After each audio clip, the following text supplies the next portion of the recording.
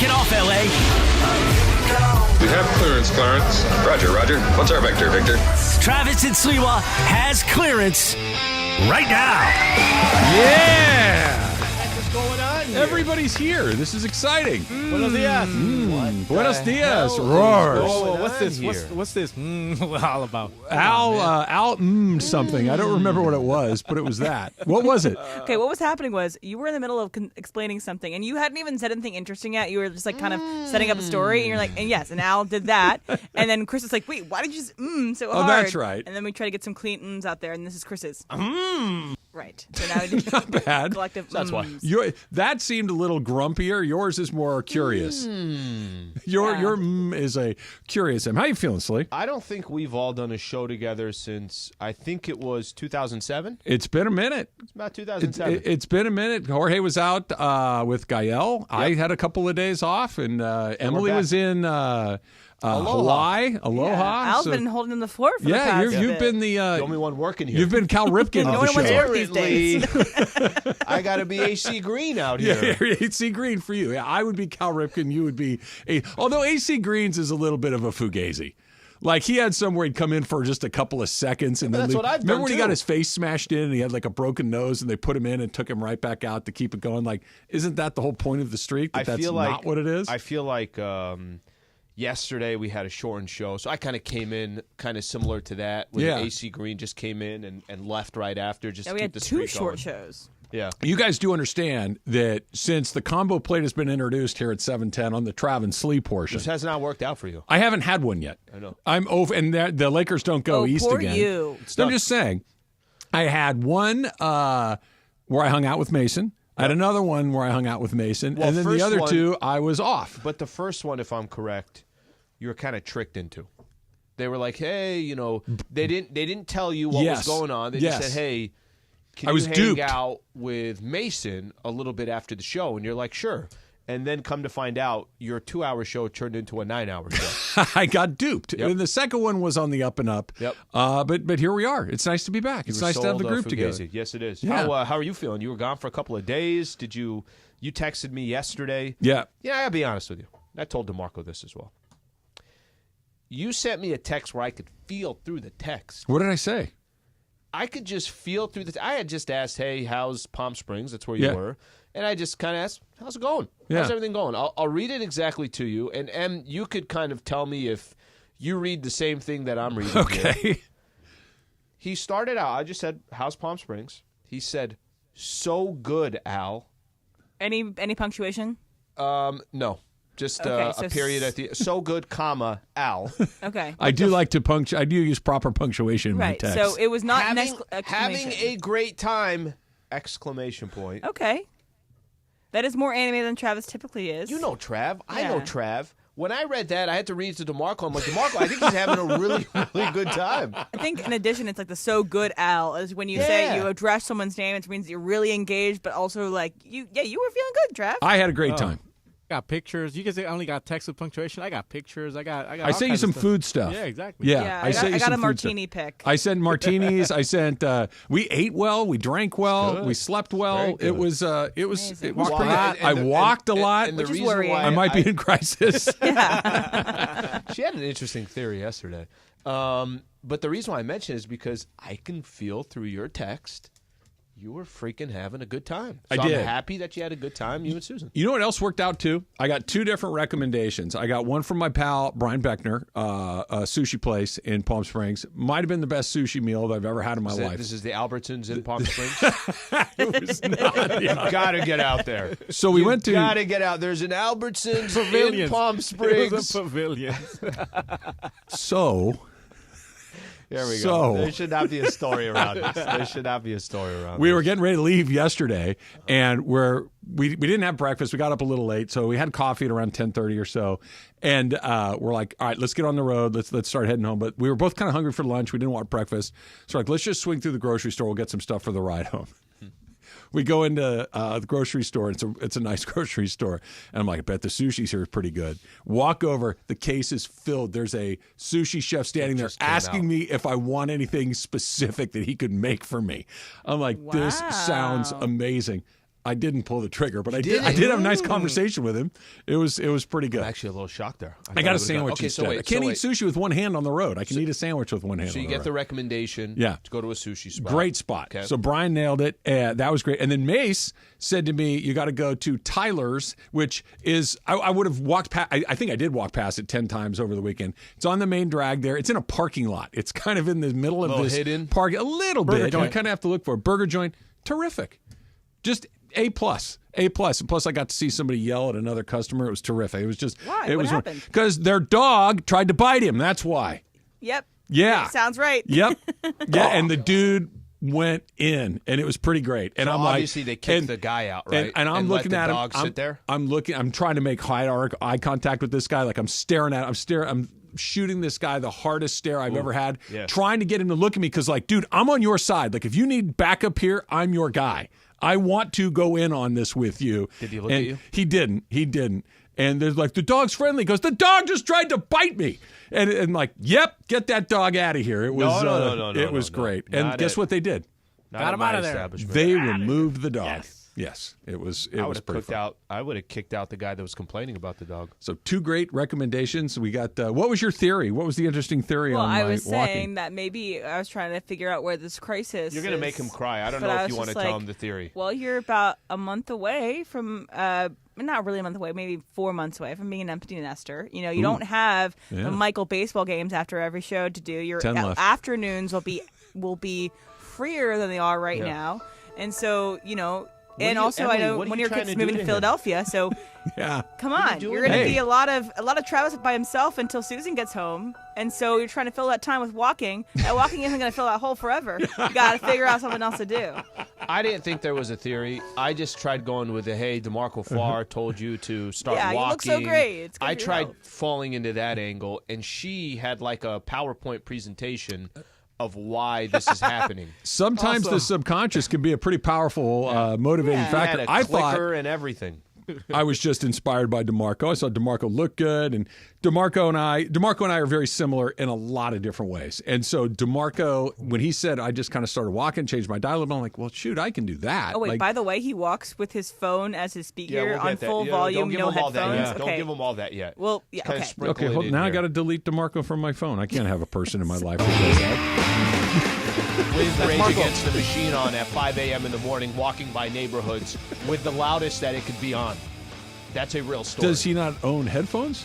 He says Oh, he doesn't want to doesn't want hear headphones. his hearing. It doesn't have a hearing loss Yeah. from headphones, and so he Yeah. wants to full blast So his he phone. wants to just wake up the whole neighborhood every morning at 5, listening to Rage Against the Machine, Killing in the Name of.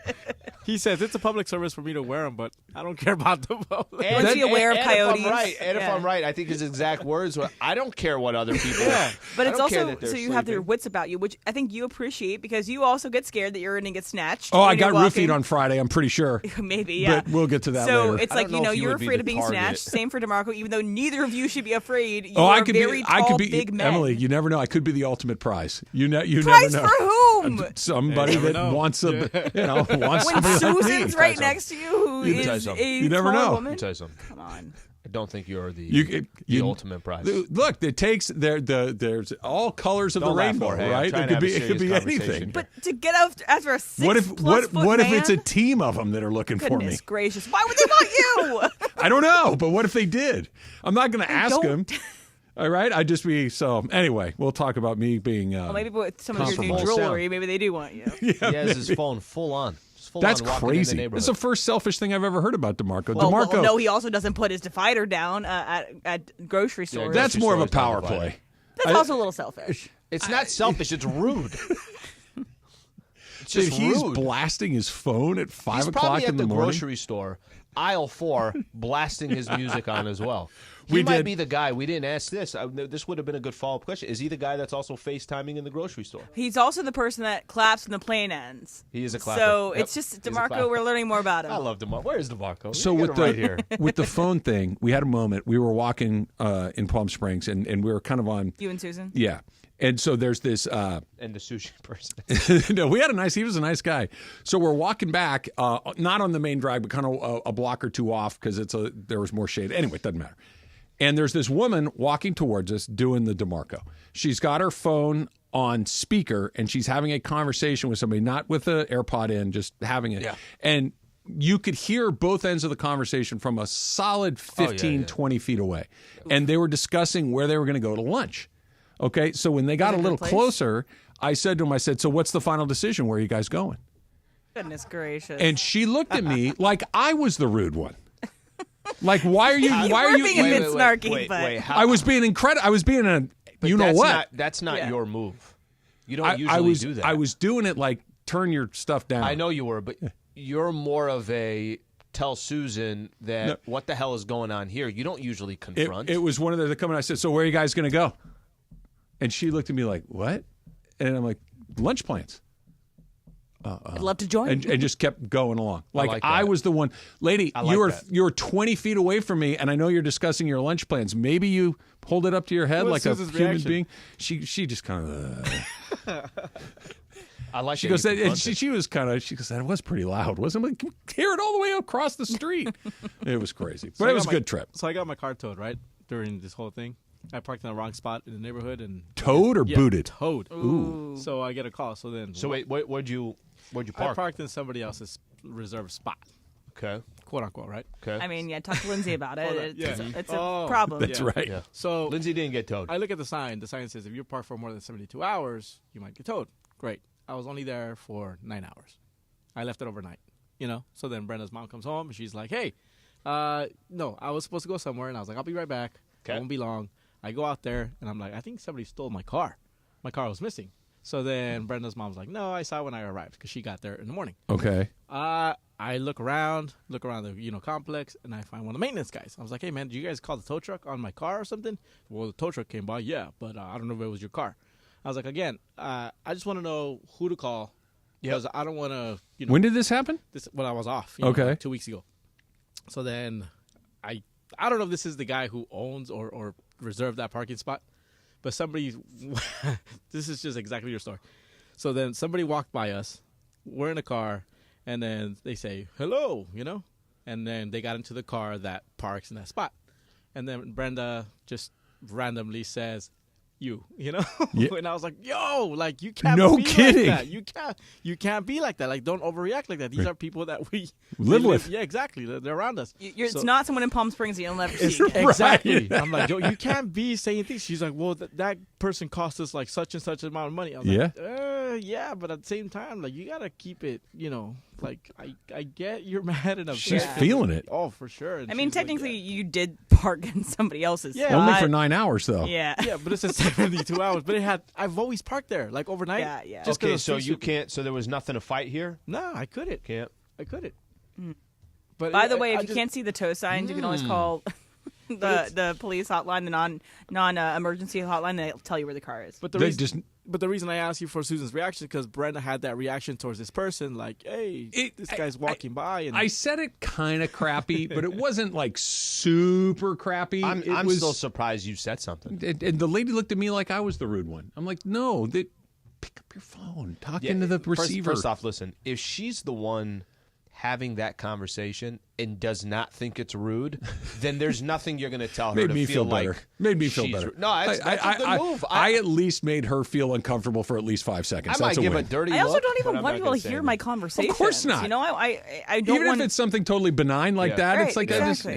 it's pretty stupid. Shohei Ohtani, home run hitter. Finally, that's next. It's Travis and Sliwa, 710 ESPN.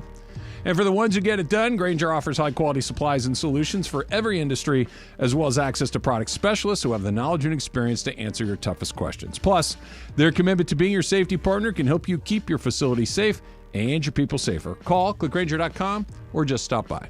The most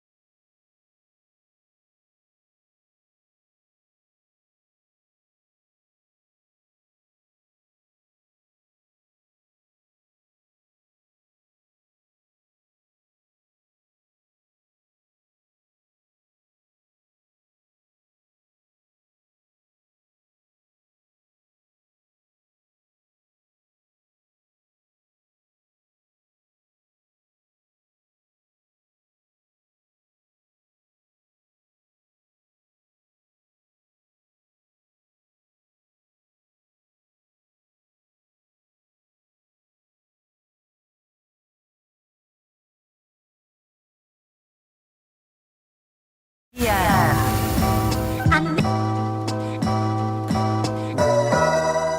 my playlist, my workout playlist. This is a little chill for a workout playlist. No, this is just the beginning of it. But it's okay. just instrumentals. There's no lyrics. Okay. Yeah, this is like your warm up, your stretching. Stretch? What? I love J. Cole. Too. Stretch, man. Stretching. I'm almost 40. I didn't see you out at the park on Sunday morning when those guys were playing. I was still I was sore. looking for you. I'm glad I wasn't at the park. The recovery is different now. Oh, it is. It takes 4 days. This could be part of my my crisis. I took a walk on Sunday. This last Sunday was Easter, yes? Yeah. Okay. Yeah. So Easter Sunday, raining at about 8:30 in the morning. I went for a walk by myself, and I don't think I saw 5 other human beings outside. It was glorious. Maybe you're onto something, Em. He walked straight to the baseball field and just sat in the bleachers there. No, I can't. No, you're in the glory There was days. nobody I there. loved him. There was nobody there. I didn't. I That's just nice. had. I had You'll a need nice. to like coach some sort of like travel team or a little league team. Just kind of get your juices going again and just be around that. Okay. Still. So here's the problem with that. You're not wrong. Maybe you host 2 radio shows. It's not going to be that. She's not Very far. nice I have a podcast. buddy who I almost certainly would do it with me. What up, G-Fish? But then we're the creepy old guys that don't have kids that are doing something like that, and that feels weird. Like we're not creepy old guys, yeah, but but we are you're creepy not. old You'd be guys. getting You're paid? not, so... No. We just do it to get out of the house for a Because few you know hours some a of week. my soccer coaches or my swimming coaches were just swimming coaches, but they were getting paid, but they don't have kids. I didn't Yeah. think that No, weird. I don't. I'm not doing it for like a side hustle. I'm doing it so I don't go crazy. Yeah. We need to find you a hobby in addition to walking because you can't walk for 6 hours. What he you can. think. Yeah. Were you in Palm Springs? That's what you He think. can It was, walk for 6 It was a hours. lot. So Shohei Ohtani, for the first time as a Dodger, did this. 3-1. Shohei Ohtani, first Dodger home run. Okay, you can sign it. It's a signature.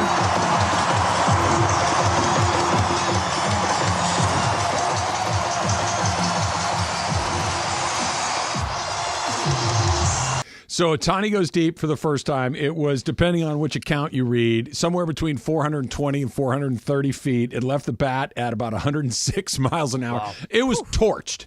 It was absolutely smoked. It is the longest drought he's had to start a season in the big leagues without by a hitting a game. home run. Yeah. It's the most consecutive at-bats he's had since, I think, 4 years ago, where he's gone without a home run. So he finally broke the egg, Slee, and he's got one on the board. Yeah. And it was a missile. Well, Dr. Battaglia. we were talking a little bit about it during our prep. Dodgers aren't having trouble scoring runs. No. And if Shohei Ohtani has not been a part of that, Mookie's doing his thing. Teoscar Hernandez, who we'll get into in a little bit, absolutely balling. Even Ross has 2 home runs, hit another one yesterday. Yeah. When they just throw fastballs down the middle of the plate because they're terrified of who's coming up next, you're going to Go run ahead into and a couple. swing at a couple of those. You're Go gonna ahead and hit a swing. few. It's fine. They actually said, and I know this isn't a Ross conversation, but basically they reached a certain point of the season last year where they told this guy, "You're much better when you're aggressive. So just be aggressive. Hack. Like there's enough help here. You're good. So go ahead and take your chances, and we'll see what happens there." But I think that was part of the conversation so far this season on the Dodgers. Look, they're playing good ball. They're scoring at least 5 runs in each and every game so far. They're 7-2 First on time the they've ever season. done that through 9 games. 7-2 on the season, but Shohei hasn't Hadn't done been much. Shohei yet, Yeah. right? He hasn't been the Shohei that you're expecting. I don't know how much of that is just there's weight on his shoulders and there's a little bit of sometimes you can overpress. You and I have had this conversation. When you want something really, really bad and you try really, really hard to get it, it's usually the toughest to get accomplished. When you reach a point, and he'll reach a point where he's calm, cool, collective, relaxed, the whole thing, collected, and whatever happens from there happens. I think him getting his first one's got to be a nice relief. The pressure had to have been enormous on him because think about what we're talking about. Let's just put the Ipe gambling stuff in a separate category. We'll bring that in a second. But this is a guy that signed a $700 million contract. Okay, the pressure that comes along with that is real.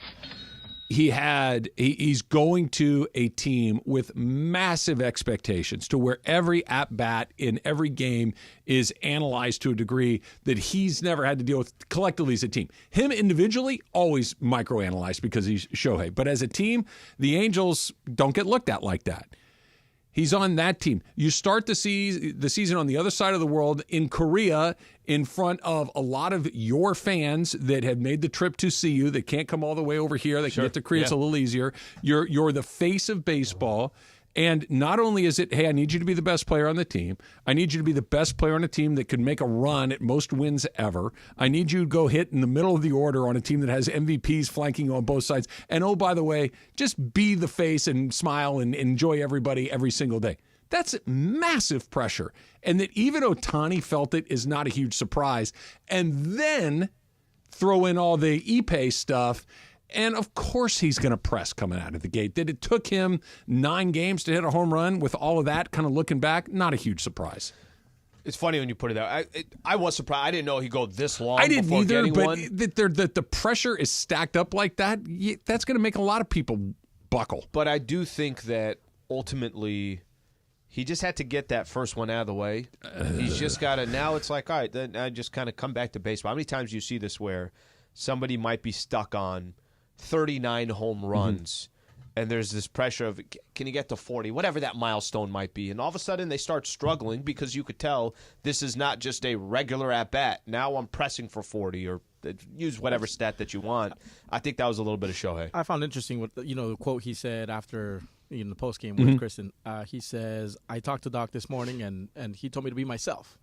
And I'm just like, man, like it's just crazy how you're in a team where you have other champions next to you, and then the pressure you must feel, even as Shohei, even as the guy who's making the most money in there, or signed the biggest contract. Yep. There's pressure from of not course just there yourself, is. but everybody in that locker room as well. Ohtani used the word. Dave Roberts used the word. Some of his teammates used the word. They all use the same thing: relief.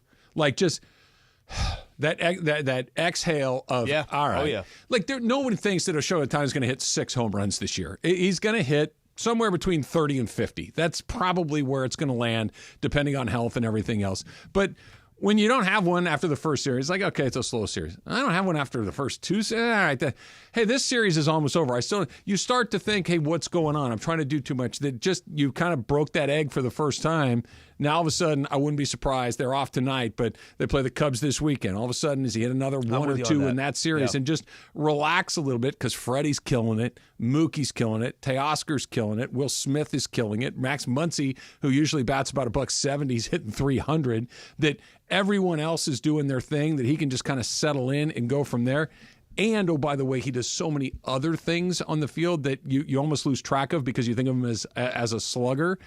He's going to be fine. It was just a slow start. And look, the opposite could happen. He could go another 4 or 5 games without hitting another one. It's like, hey, we've played 3 weeks and he's hit 1 home run. That would be really weird.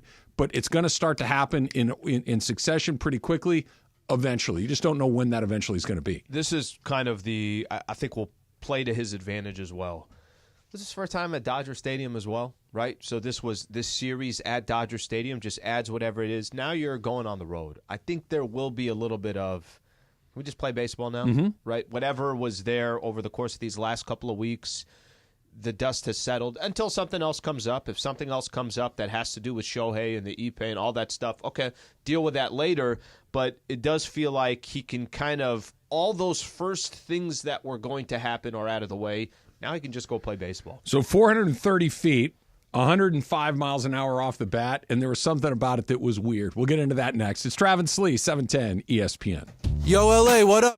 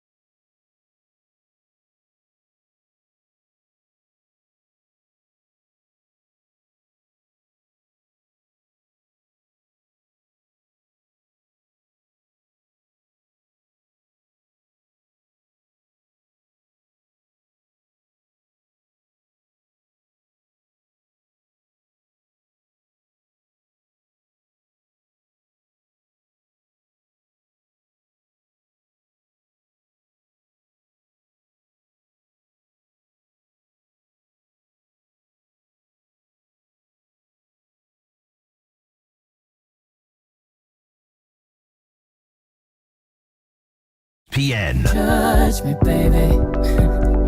You would never judge me, baby. How's that math going? I'm working on it. Talk for a minute.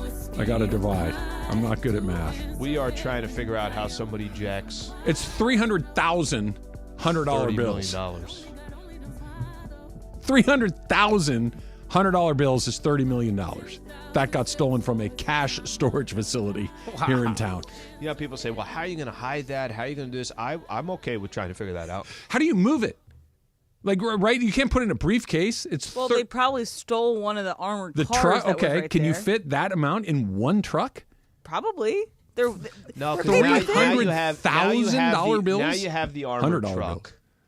I don't think they take the armored truck. It was a vault, right? Wasn't it a vault? It's a cash storage facility. Yes, is what but they it's been have called. armored Sure. vehicles there that you could have. I'm sure they could hotwire But if they stolen. Do you this from put it there. in like a semi? Do you fill up the back of an 18-wheeler with $100 bills? Is that I'm having a hard time visualizing how much space $30 million in cash You could takes fit up. it in a. If you fill up the armored car, I think you could fit an armored car because they're Can paper we thin. get whoever took it to just call in and kind of give us a little bit of an idea what happened? How they ran through it? Why not? We'll modify your voice. Don't worry. We'll anonymize or the you. guy who did it, the best nation in the world is donation. Can you donate some to me, dog? You got to launder it, so they're probably down to like a good 25 million by now. I'm not saying Taco it's trucks? worth. I'm not saying it's worth $30 million, but Shohei's first home run at Dodger Stadium. Can we talk about that for a quick second? Sure. Okay, you're in the outfield yesterday, and you get the home run ball.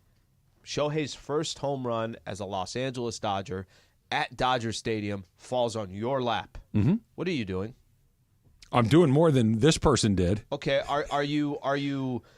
How much are you working with the Dodgers on this? You're probably the wrong person. So to ask. here's what the person that caught the home run ball, they gave it back to Shohei. Shohei was talking about how it's a very special ball to him. It's a ball that he wanted to have back. They got 2 caps, a bat, and they got to meet Shohei Ohtani. And a different ball, I'm assuming. A ball, couple of caps, a bat, and they got to meet Shohei. Probably got to do a selfie. It's a really good negotiator. That's people thinking in the moment. He gave Joe Kelly's wife a Porsche for the number 17. Can I just tell you real quick? Exactly. Can I tell you real quick?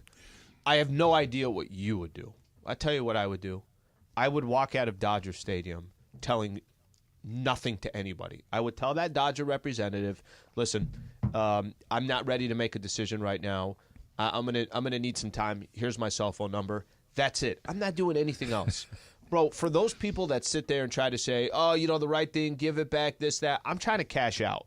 Like, somebody explain to me why, here's why you're not trying to absolutely maximize as best as you can what the cost of that ball is. I hear you. And somebody sell me on why you wouldn't do that. Because I don't think it's particularly valuable to anybody other than him.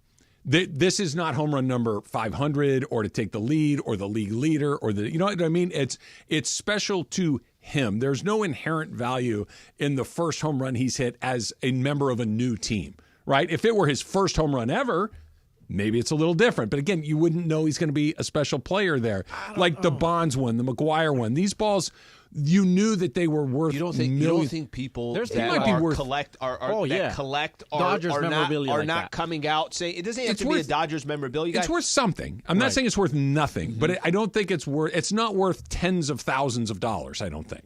I really don't. It might be worth a couple $1,000, but I don't think it's particularly valuable in that sense. Depends how bad you want. Shohei said he wanted it. He wants, but it's You want the valuable to freaking him. ball? I would want something that I could experience, right? And not just, look, I got a Shohei jersey. I don't even know got a what I would cap. want. Jeez. A cap and a jersey And is a like, bat? come on. He didn't even get a jersey. Dude, I could have bought the I jersey would and start the sending cap. Shohei homes on Redfin.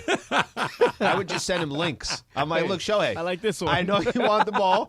I'm just telling you, this is the neighborhood that I'm thinking. He bought Mrs. Kelly the Porsche. The Porsche, so- sure. But again, that's got value to him. Maybe this does. Maybe if you could fleece Shohei for a Porsche, then go knock yourself out. Shohei, I'm just looking for a solid down payment. Yeah, I'm not even trying to be good down flip here. payment. If he's at the point in his life that he is, Yeah. where he doesn't even miss $4.5 million, maybe you could squeeze him for it.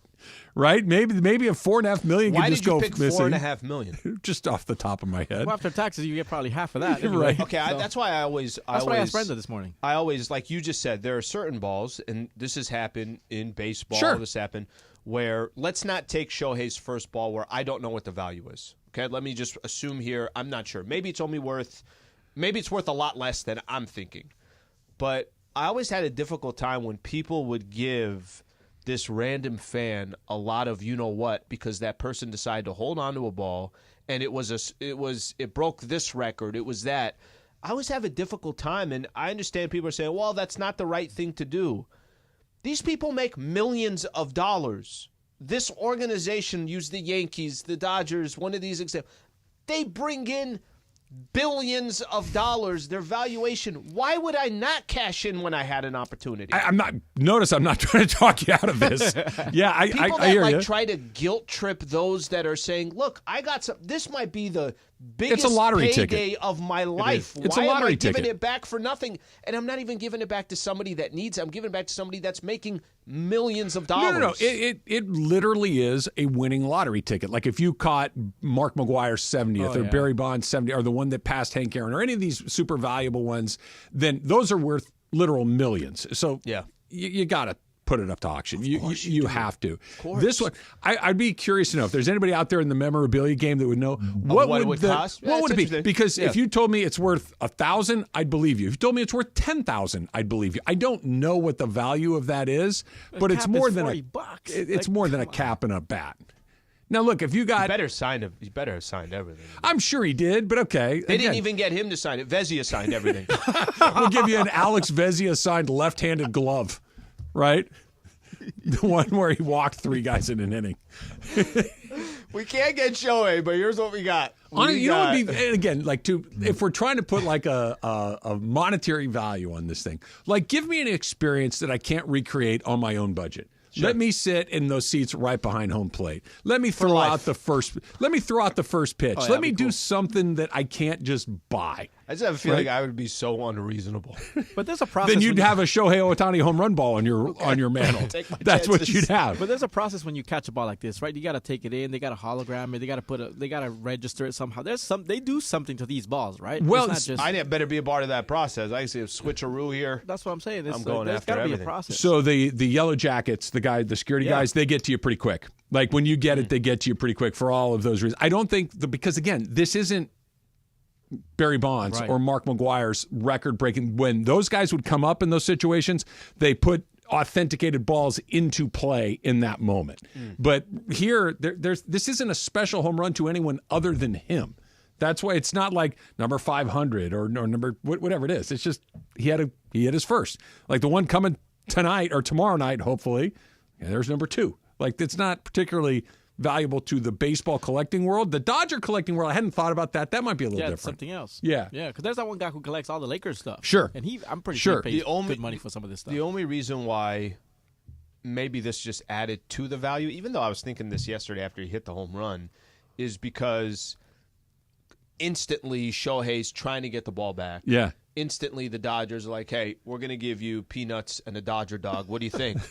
you can eat- that's how they started. Maybe he negotiated up to a couple of hats and a bat. Maybe this guy got everything he could get. Maybe he owned We want the to give Dodgers. you free parking, but we can't because McCourt actually owns By the that, way, so we can't. Not do a that. bad deal. Free parking for life at Dodgers. That's a pretty good What deal. are they Yeah, but then McCourt has to get involved. What if the hat and the stuff that the bat, the hat, the jersey, whatever, is just to cover up? You can't talk about how much money we gave you, but you just say be. you got the hats. I think that could be. be another thing. Could be. You know, don't The pink slip on a new Yep. Porsche Cayenne is I like on that. its way. Dodgers are. By the way, that could very easily happen too, where you just do something nice and Shohei's like, "I'm gonna take care of this guy. Could be. I'm not gonna take my chances." You're gonna. I need to know You're gonna up hold front. him up. I need to know up front You're what's gonna hold happening. him up. Em, which one of these would you suggest I take first? We'll get to. We got a couple people that want to weigh in on this. Okay, let's try this. Let's go to Westlake Village with Chris. Chris, you're on with Travis and Sliwa. You got a number on that ball? Yeah, so recently at auction, a Shohei foul ball sold for $15,000. And I was listening to another show. Why? And they had Hold on a second, Chris. Why was that ball so valuable?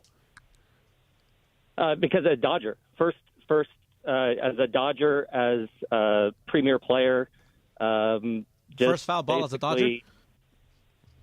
I don't know the specifics of the first foul ball as a Dodger, but I do know that I was listening to another show, and they had an expert on for Auction House, and they said that if they flip the ball immediately, this home run ball, it could fetch anywhere from $75,000 to $100,000 before the second home run is hit.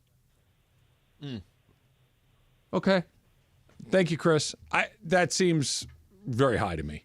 I don't know. Let me just be very. Can I tell you something? I don't know. I know that you keep seems saying that. really I know high you to keep me. saying that, but that doesn't sound crazy to me It's at all. meaningless. It's Shohei's first home run as a Dodger. Right. Why does Shohei want it? Because it's personal to him. I know, Yeah, but why? I mean, why I It's like saving your baby's first dirty diaper is special to you. It's not special to me. I don't care. Listen, I'd throw it away.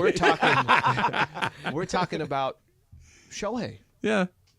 No, I get it. I'm not saying it's worth nothing. That's not what I'm saying, but I don't know. That seems very, very high to me. Teoscar Hernandez's first home run as a Dodger No, went on it's the market not. right away. The same thing. But it Shohei. is the same thing. But it's you're both right. You know what I mean? I get why it's worth more than Teoscar's first as a Dodger. Yeah. I don't understand why it would be worth more before he hits a second one. You think he's never going to hit another one? Of course he is. That's what I mean. Like, why would the second one decrease the value of the first one? Yeah, that I don't know. That I don't know. Does he want to keep the second Let's go one? to I'm playing the Chino. long Yeah, half price. It's one of two. Ramon in Chino. Ramon, what's going on? Hey, what's going on, Travis? Hey. Sliwa, George, welcome back. Congrats on your baby. Thank you. Travis, I'm the Ramon that gave you the tip for your home run in softball, so I'd like to take a little Oh, yeah, right on. that. Hey, Ramon, since you I was bring that actually up, Does Travis go deep? Travis goes Cut off deep. his wide over. How actually that went for $10,000. That softball went for 10. should have. I mean, before the next home run, so that's where it's most valuable. Yeah, we've been waiting a long time for another one. What's up, Ramon?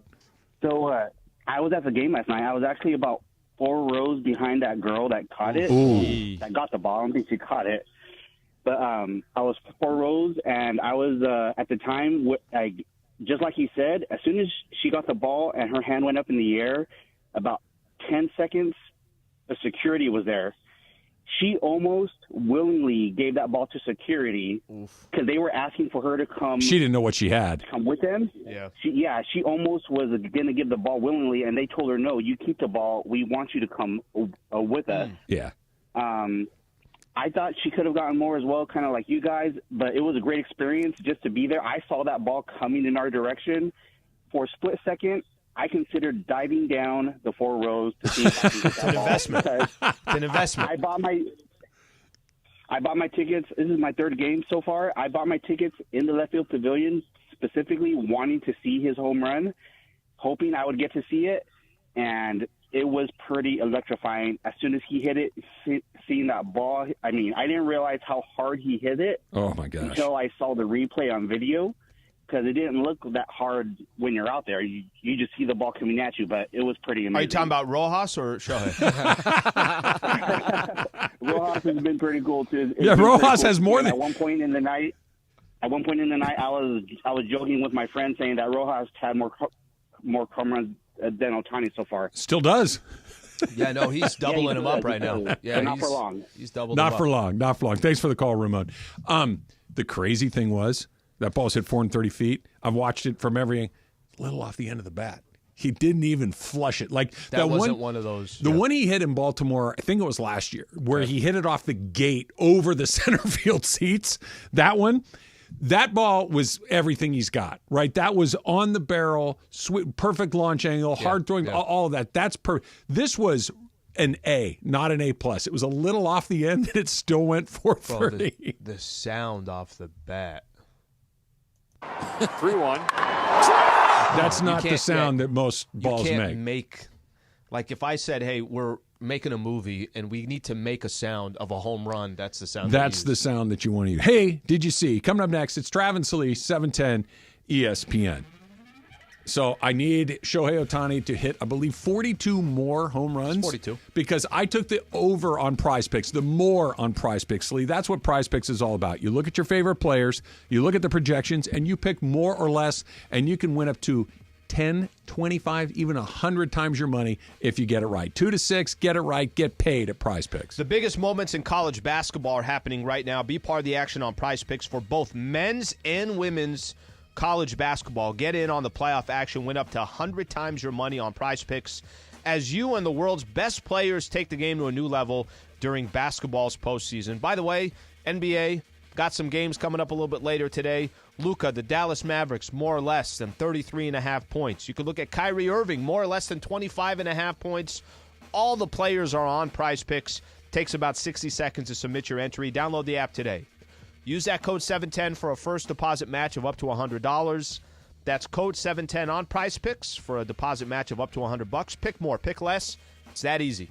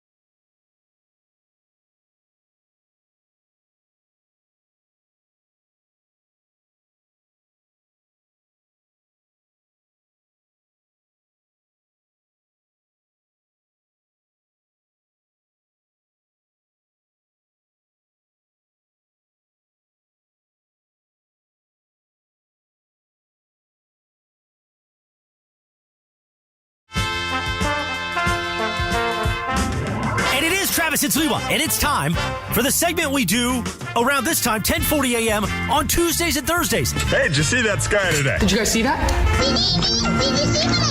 Basically, the days we don't do Ask Slee, we do this thing. It's called Hey, Did You See? Did you see that? I saw it. I did it. Did you see the memo about this? I mean, I'm excited. You can tell by my read. Hey, did you see? So, hey, did you happen to see? It's time for Hey, Did You See? Hey, man, did you touch my drum set? Have you read this? Right now on Travis and Sliwa. Gotta work that fade in, gentlemen. It's been a while. Yeah, Like Cody's riding was a pretty bike, smooth. right? Cody's was pretty smooth. Yeah, well, who taught Cody? Exactly. All right, so story that came across for the past 2 days. There's a guy here in Los Angeles, lives on Melrose and Martel, according to the news, who's been collecting plastic cans, essentially just trash around his house. It's gotten so bad that the city had to get involved, and they sent out people to start cleaning this thing, right? Neighbors started complaining that it's too much trash. He collects cans, whatever. Like, why not sell them if that's what you're doing, right? Like, why collect it? So today's the second day. Is this the one in Los Feliz? It's somewhere off of Melrose and Martel. Yeah, that's the one. Yeah. Okay, yeah. So this is a 70-year-old man. According to the neighbors, he's a really nice guy, but he just goes out and hoards, collects all kinds of cans. Yeah. The latest report I heard this morning was they dug out so much trash that underneath it they found a car. So this guy started piling stuff in his front yard. It's a Maserati. Have you seen the pictures of it? I have. It's unreal. Exactly. It looks like a dump. Yeah, like, it literally does. Like a dump in there. How do you live, first and foremost? So my question to you guys is, do you guys keep something? Are you guys hoarders of anything that you still have, to this day in your house? I have gotten a lot better. No, I do not.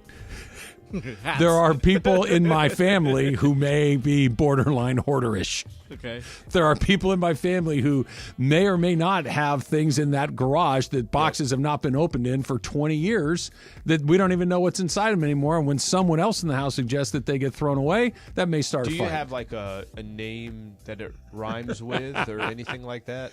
We have stuff. I think I've told you this. You've told us, yeah. So Susan was in charge of our 10-year high school reunion. She put the whole thing together. She has all of the decorations from that in our garage. Well, we celebrated our 30th high school reunion a couple years ago. But you never know. We don't need it. We didn't go back. We still have it. Okay, can I throw this away? No, I'll go through it later. When? It's been 30 years. When are you going to go through it? Still have it. I'm literally I think I'm the opposite of a hoarder. Basically, if I'm pretty good at this, and sometimes maybe, I remember one time Michelle and I were cleaning out some stuff out of the kitchen. And I think we had like 10 bowls. I'm like, Michelle, it's just us, you and I. Like, what do we need 10 bowls for? If you have 10 people over. We never have people over. 8. Yeah, 8 bowls. Come on, Al. Go camping. Take them. We never have people over. Well, maybe you will in the future. Could happen. I feel like Buy new bowls. I feel like I'm talking to Michelle. So the queen comes. Can I ask a question? Yeah. Are we talking like cereal soup bowls? Or are we talking like mixing bowls? Yeah. No, cereal soup bowls. Okay. Something like So that. not Okay. that big. No. They're not big. They're not big. Anyways, the whole point was we had like a lot of glasses, a lot of she got stuff that she had bought, and her parents had bought, stuff like that. Whatever, just it all adds up. And I'm basically like if we're not using it, we should get rid of it. Give it to Emily. I'm by the way, I'm too much on this. If we're not using it, then we should get rid of it. I'll tell a quick story. My mom still hates me to this day for this, but I'll tell the story.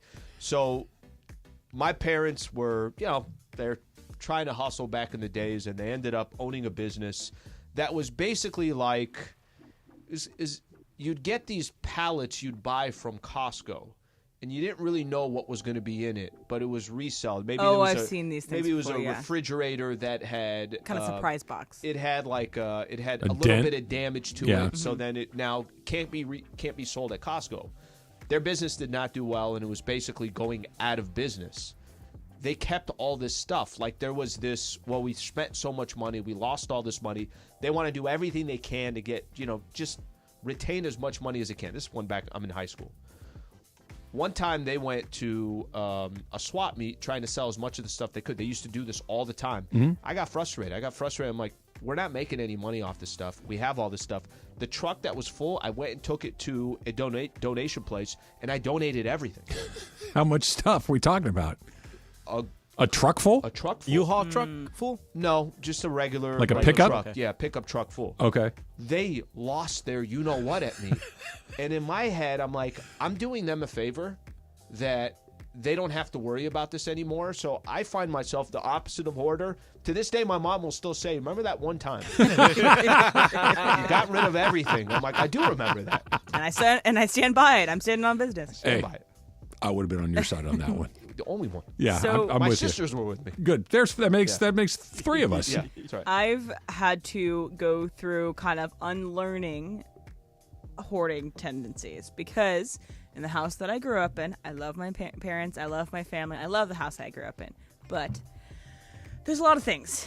There is one room can't really go into kind of thing. It's like that. I can't full. even open the door. You can open the door, but it's hard to get. Yeah. It's a lot of things. You use We've Carlisle worked outside. through getting things with. Give me one or two things that are in that room. Just a lot of files. Like it was Like papers? It was the old computer room. Okay. So it's all where the computer used to be, and it's kind of where they stuffed like files, papers, memorabilia from our family, like other things. So it's Okay. just kind of it's very full. And I know my mom is working on trying to get rid of it, and I commend her for it. But it is something it's hard for her to give up. It's hard. Sure. It's something that's not necessarily Was something this you want to do. Mar-a-Lago? But They weren't in the shower. yeah, it's not an unsafe thing. There's Yeah. no critters. But I've moved so much, and I am moving in a month. It helps me purge. It helps me when I'm going and packing stuff. You have to If you physically move, if you carry move. these things. Oh, I- not necessarily. No? But like you You know how many times I've moved since that high school graduation? Like 6. Yeah. Still got it. But to physically carry these things, you That have ain't to going have a anywhere, load that you're carrying, and so you're like, okay, do I really need whatever's in this bag, etc. I know you guys lifted my 8 bags of things. No, but here's the But, rule, right? yeah. And you know the rule. Yeah, if I haven't worn it or seen it in a year, you don't need it. If you can't remember the last time you wore it or used it, throw it away. Yeah. And that it's the perfect rule. It's part of the thing too of like holding on to clothes. Like maybe I'll fit into this, or maybe I'll wear it again. It's like you have to just get rid of it. You have to That understand. I think we all fall into. I fall into Yeah. that. You know, So, just some unnecessary clothes. I have been working to try to let go of things and like just realize that holding on to these things in your past. But there are things that are sentimental that you'll be happy you kept long term. So We've all watched Yeah. Hoarders, right? Oh, We've all my watched gosh. That? That's insane. That's insane. It's bad. That's they find insane. dead cats under that stuff, Dude. like literally. Right. It's and that house. What? Oh yeah, when they start. Yeah, there's these- all kinds of that all stuff down there, man. sorts of Yeah. dead creatures in those places. Yeah, stuff falls over and that's But a again, wrap. like being a hoarder is not necessarily because you're a lazy person, because you're a bad person. It's because sometimes you just have a sort of mental issue that you can't get over, that you want to hold on to these things because it's sentimental. Yeah. That Trav you know, and I can help. Or maybe they'll go through it later. both working can on help. your mentals and your Yes. health is a But good you, thing. you know what's funny though? Like I have my, like I was telling Alec, I have in storage, I have a box where I have my reels. Like I have a reel, like reels, like Yep. the reels, the real. Reel to reel. But when the hell am I going to listen to it? I don't have a machine.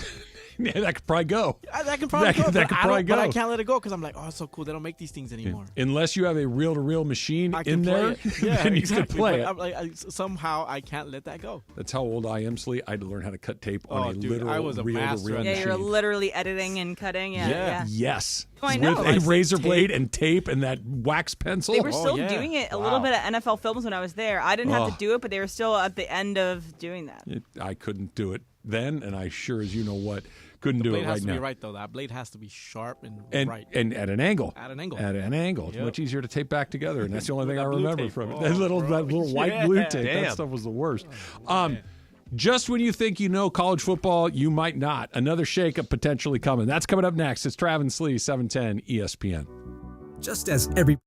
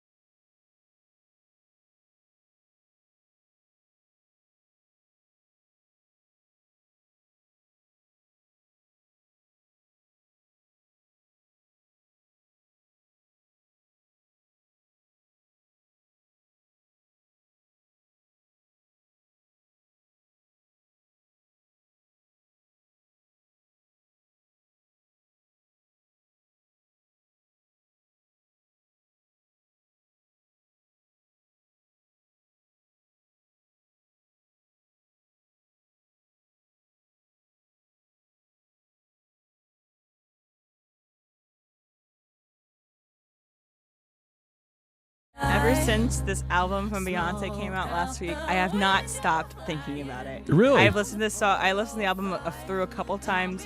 It's one of the most beautiful albums I've ever heard. And this song's particularly, it's Miley Cyrus and her singing this song called Two Most Wanted. It's going to be the new wedding song going forward.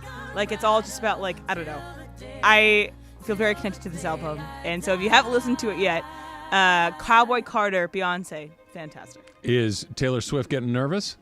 I really think she's fine. No. For you going to the other side to becoming a member of the Beehive. I've always liked Beyonce. I've always really enjoyed it. But I think that I think Taylor Swift is very confident with if she loses Nia, but she's not going to lose. I'm just saying, in your Spotify Wrapped or whatever it is, will Beyonce be closing the gap? Maybe. I don't know. Or she's still like the Bucks at the number 2 seed in the Eastern Conference, and they're 400 games behind the Celtics. Maybe. I mean, honestly, Taylor Swift's new album comes out in 2 weeks, so who knows? Maybe it'll be beautiful. Did you know that, Al? No, I was unaware of that. It's called Tortured Poets Department. Ugh. I know. You're not going to be listening. No, I'm not. But that just seems so on the nose. Okay, so here's what happened. It's because her ex-boyfriend used to have a group chat with his friends called the Tortured Man's Department. So she took it from that. So what about the Lakers, Slee? Hey, I'm just you pushed me into you brought us into this conversation. Okay, when it's so on the nose, it's a little much. It's not for you. It's not for you, buddy. I know, and it definitely college is football. Not. College football is for me and for you. We could talk about that as well. So there's a new proposal. Where a group of investors and executives, it's called College Sports Tomorrow. It is a 20-person group, which includes a high-ranking executive from the NFL. In fact, the number 2 executive, a man by the name of Brian Rolap, the owner of the 76ers, David Blitzer, and a handful of others that place college commissioners in high-ranking jobs. These people are in the business of sports. These people know how this stuff operates. And what they are proposing, is they're going to take the top 70 programs in college football, which would be all the members of the former Power 5, throw Notre Dame and SMU in there as permanent members. You have another 130 total FBS. So there's 60 others outside of that 70 that would be subject to relegation and a second tier. So it's like soccer, right? You have teams moving in and out. So the 70 of the top 5 former Power 5 conferences, they will not be subject to relegation and promotion. They will be set there forever. There is a playoff. You have 8 division winners. You have 8 wild cards, and it's determined by record and tiebreakers, just like the NFL, right? There's no poll. There's no college football standings, or there are standings, but there's no this guy likes that. There's no opinion. We're removing that. The ACC has heard the pitch a couple of months ago. The other big, larger conferences, Big 10, SEC, Big 12, had meetings scheduled, but they pulled the plug on those meetings. And apparently, the biggest hang-up seems to be the media stakeholders. So ESPN, Fox, CBS, all the people that are in the business of college probably football. Already in these contracts already. I'm sure there are. But keep in mind, those media deals, they all expire. They don't run in perpetuity. They can let them expire or arrange them to expire simultaneously. And this feels a lot like something that I've suggested for a really long time, which is football just basically saying, you know what, peace out. We're going to go do our own thing over here. So this is just football. Just football. This is just football. Okay. We're going to go over there. We're going to run a league that is basically a minor league for the NFL. We're going to use the logos so people know Alabama, Ohio State, and Oregon, so we know the teams. But we're going to pay the guys. We're going to treat them as pros. Negotiate. We're going to negotiate collectively. We're going to share revenue with just like pro leagues do. This is the end of where we are right now. So for the longest time, we had college sports like in the prehistoric era. You got a scholarship, that's it, that's the trade. Universities kept the money, networks kept the money, coaches kept the money. Now we're in the NIL era, which players get a taste. It's a small taste, but they do get a taste. They have freedom of movement, more or less. They can kind of move around. And now it seems a little chaotic. The coaches are leaving, players are going all over the place. And it's just, it feels like, I was listening to Casey Wasserman talk about this on Bill Simmons' podcast, that places like UCLA are on the precipice of losing college sports altogether if they can't find a benefactor to kind of underwrite all of this stuff, because they just don't have the resources to do it, to keep up with some of these other. That's a gross simplification. This would solve a lot of that. And this feels like just the inevitable end game of what we started with NIL and player movement. It's funny. So earlier this week, and again, listen, this is conceptually, I see the idea of it. I think 5 years ago, where we were in college sports and where we were in college football, where we're sitting today, I don't know if people would have predicted what has happened in this short of a span. It's happened fast. I agree with you that it happened very fast. And by the way, it's not going anywhere. Let me give. And we're just getting started on this portion of it too. Let me give a quick story of a podcast I was listening to earlier in the week that kind of, was, I don't want to call it, it put the radar on, because I know this is happening anyways. Sports station down in San Diego, I'm listening to them. And the guy who basically, it's called the Mesa Foundation, I think it's what it's called. And it's the guy that's heading the NIL for San Diego State. Sure. And it's a different world, right? So I heard him on the radio basically pleading to San Diegans saying, send money.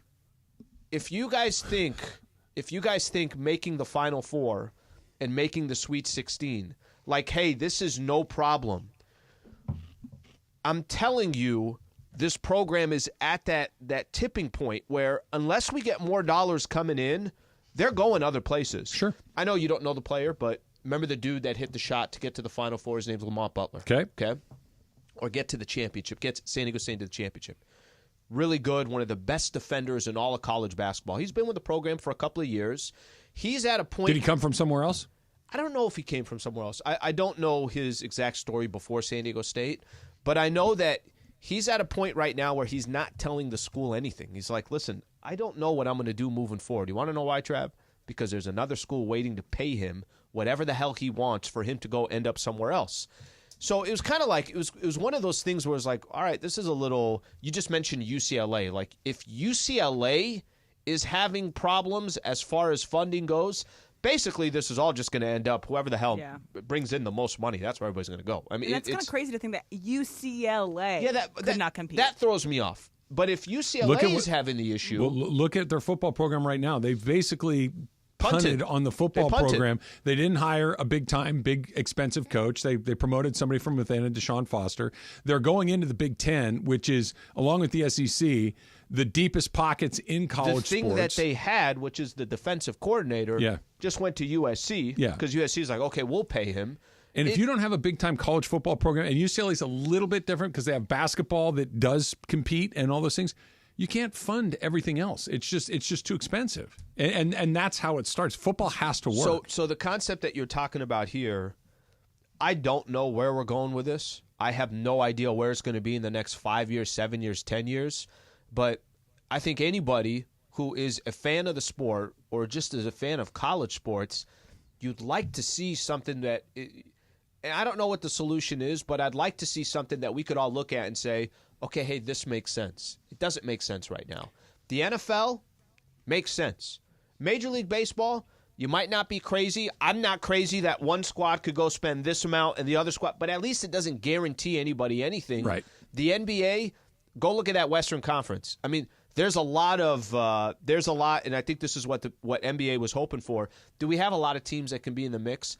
College, at this point, I don't even know what the hell's going on. No, nobody does, and that's why you need to take football out. Football needs to be on its own thing, and then you can go back to the other things being either self-sufficient or subsidized by the university, because the trade-off for everything that isn't football and men's and women's basketball and men's basketball and women's basketball in specific places, not across the board. A place like UC Santa Barbara, that basketball program's not really making any money. Mm-hmm. You know, they're not funding themselves, I wouldn't think.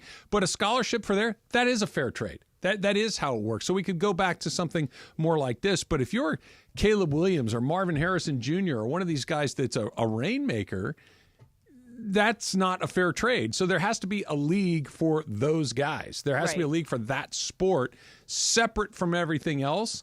Now, I'm not nearly smart enough to know the economics of it all, but the bones of this is what I've always wondered. Why didn't football just say, hey, NCAA, piss off. We're done. We're not following your rules. We're going to pay our guys.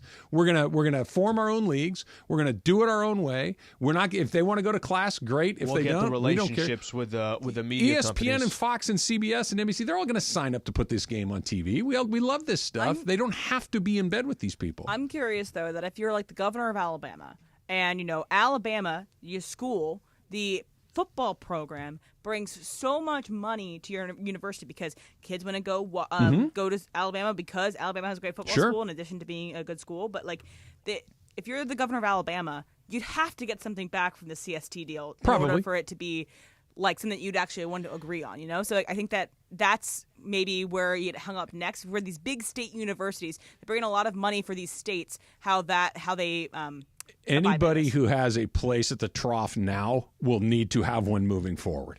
Right. So if that's the state or whoever else is getting their beak wet, so to speak, needs to continue to get fit. They'll figure it out. This is coming. It won't happen soon. It'll be slow. But think about what college sports looked like in the 90s. Think about what it looks like now. It's indistinguishable from one another. So and most of that has happened in the last 5 or 8 years. So fast forward another 5 or 8, it's going to look a lot like this, and football will be its own thing over there.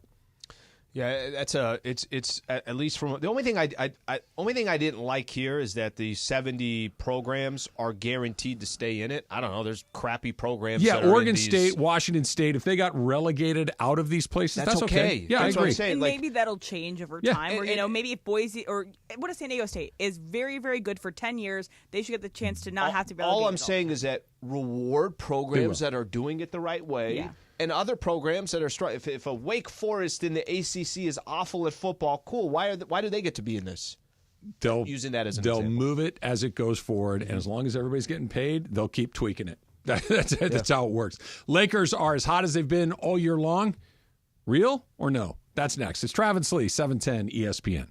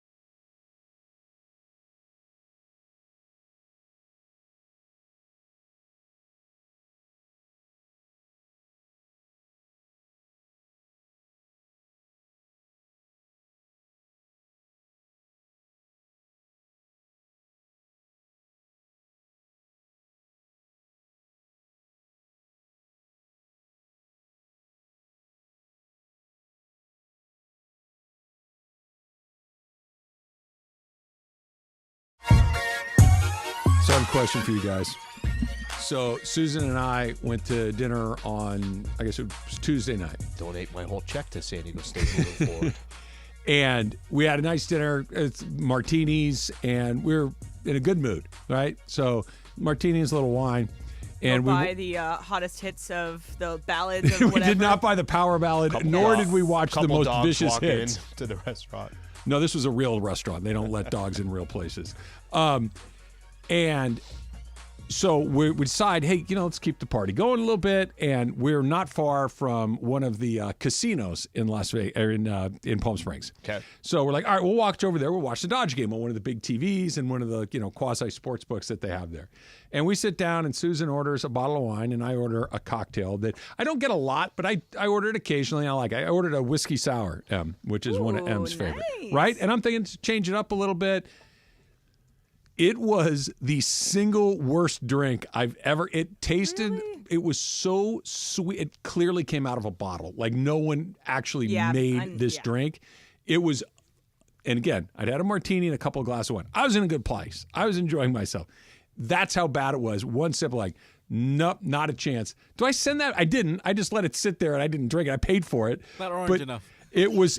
It was like nothing but simple syrup in the glass and a drop of whiskey. It was disgusting. What do you do? I send it back. Do you? Yeah. Even at that point where I definitely didn't need another drink. I'm just like, I just send it back because, like, if I'm very nice and letting the person know, hey, I don't know if it's just way too much of the syrup, but this drink does not taste good. The only problem is I don't know if you got, I don't know if the next drink that you got coming back, that's all of a sudden going to be this. Should have got a bottle of beer. We know a guy who, just because the color's not right, he sends it back. Come on, man. Didn't even taste it. I know. He didn't even taste it. He's just like, oh, it doesn't look orange enough. Here, take it back. I definitely try it. But, like, it was ridiculous. Listen, I think it's okay. By the way, you said you were 3 drinks in? Yeah, sure. We'll round it off. You're 6 drinks in. It was somewhere between 3 and 6. If I'm 3 drinks in, and this is somebody that doesn't drink a lot, and I'm getting my 4th drink, I don't care what's in there. I'm like, this is amazing. Just throw it back. You can't even taste it. It was so gross. It was like drinking liquid not sugar. Throw it back. Not throw it back. Just drink it really quickly. Knock it back. I thought she was like, I don't like the drink. She just threw it across the table. Great TVs in that place. Bad drinks. Bad drinks. Shouts out to the TVs. The TVs were much better than the. And I'm looking around, and we're sitting right in front of the bar, like behind circle bar, and then that kind of half wall of TVs. But our back is to the bar. Yeah. We're looking at the TVs. I turn around, like there's not even a bartender there. I'm like, so I think they literally opened a can. It was bad. Here's what I think of who can send things back or whatever. I don't do this because I'm not the person I'm going to describe.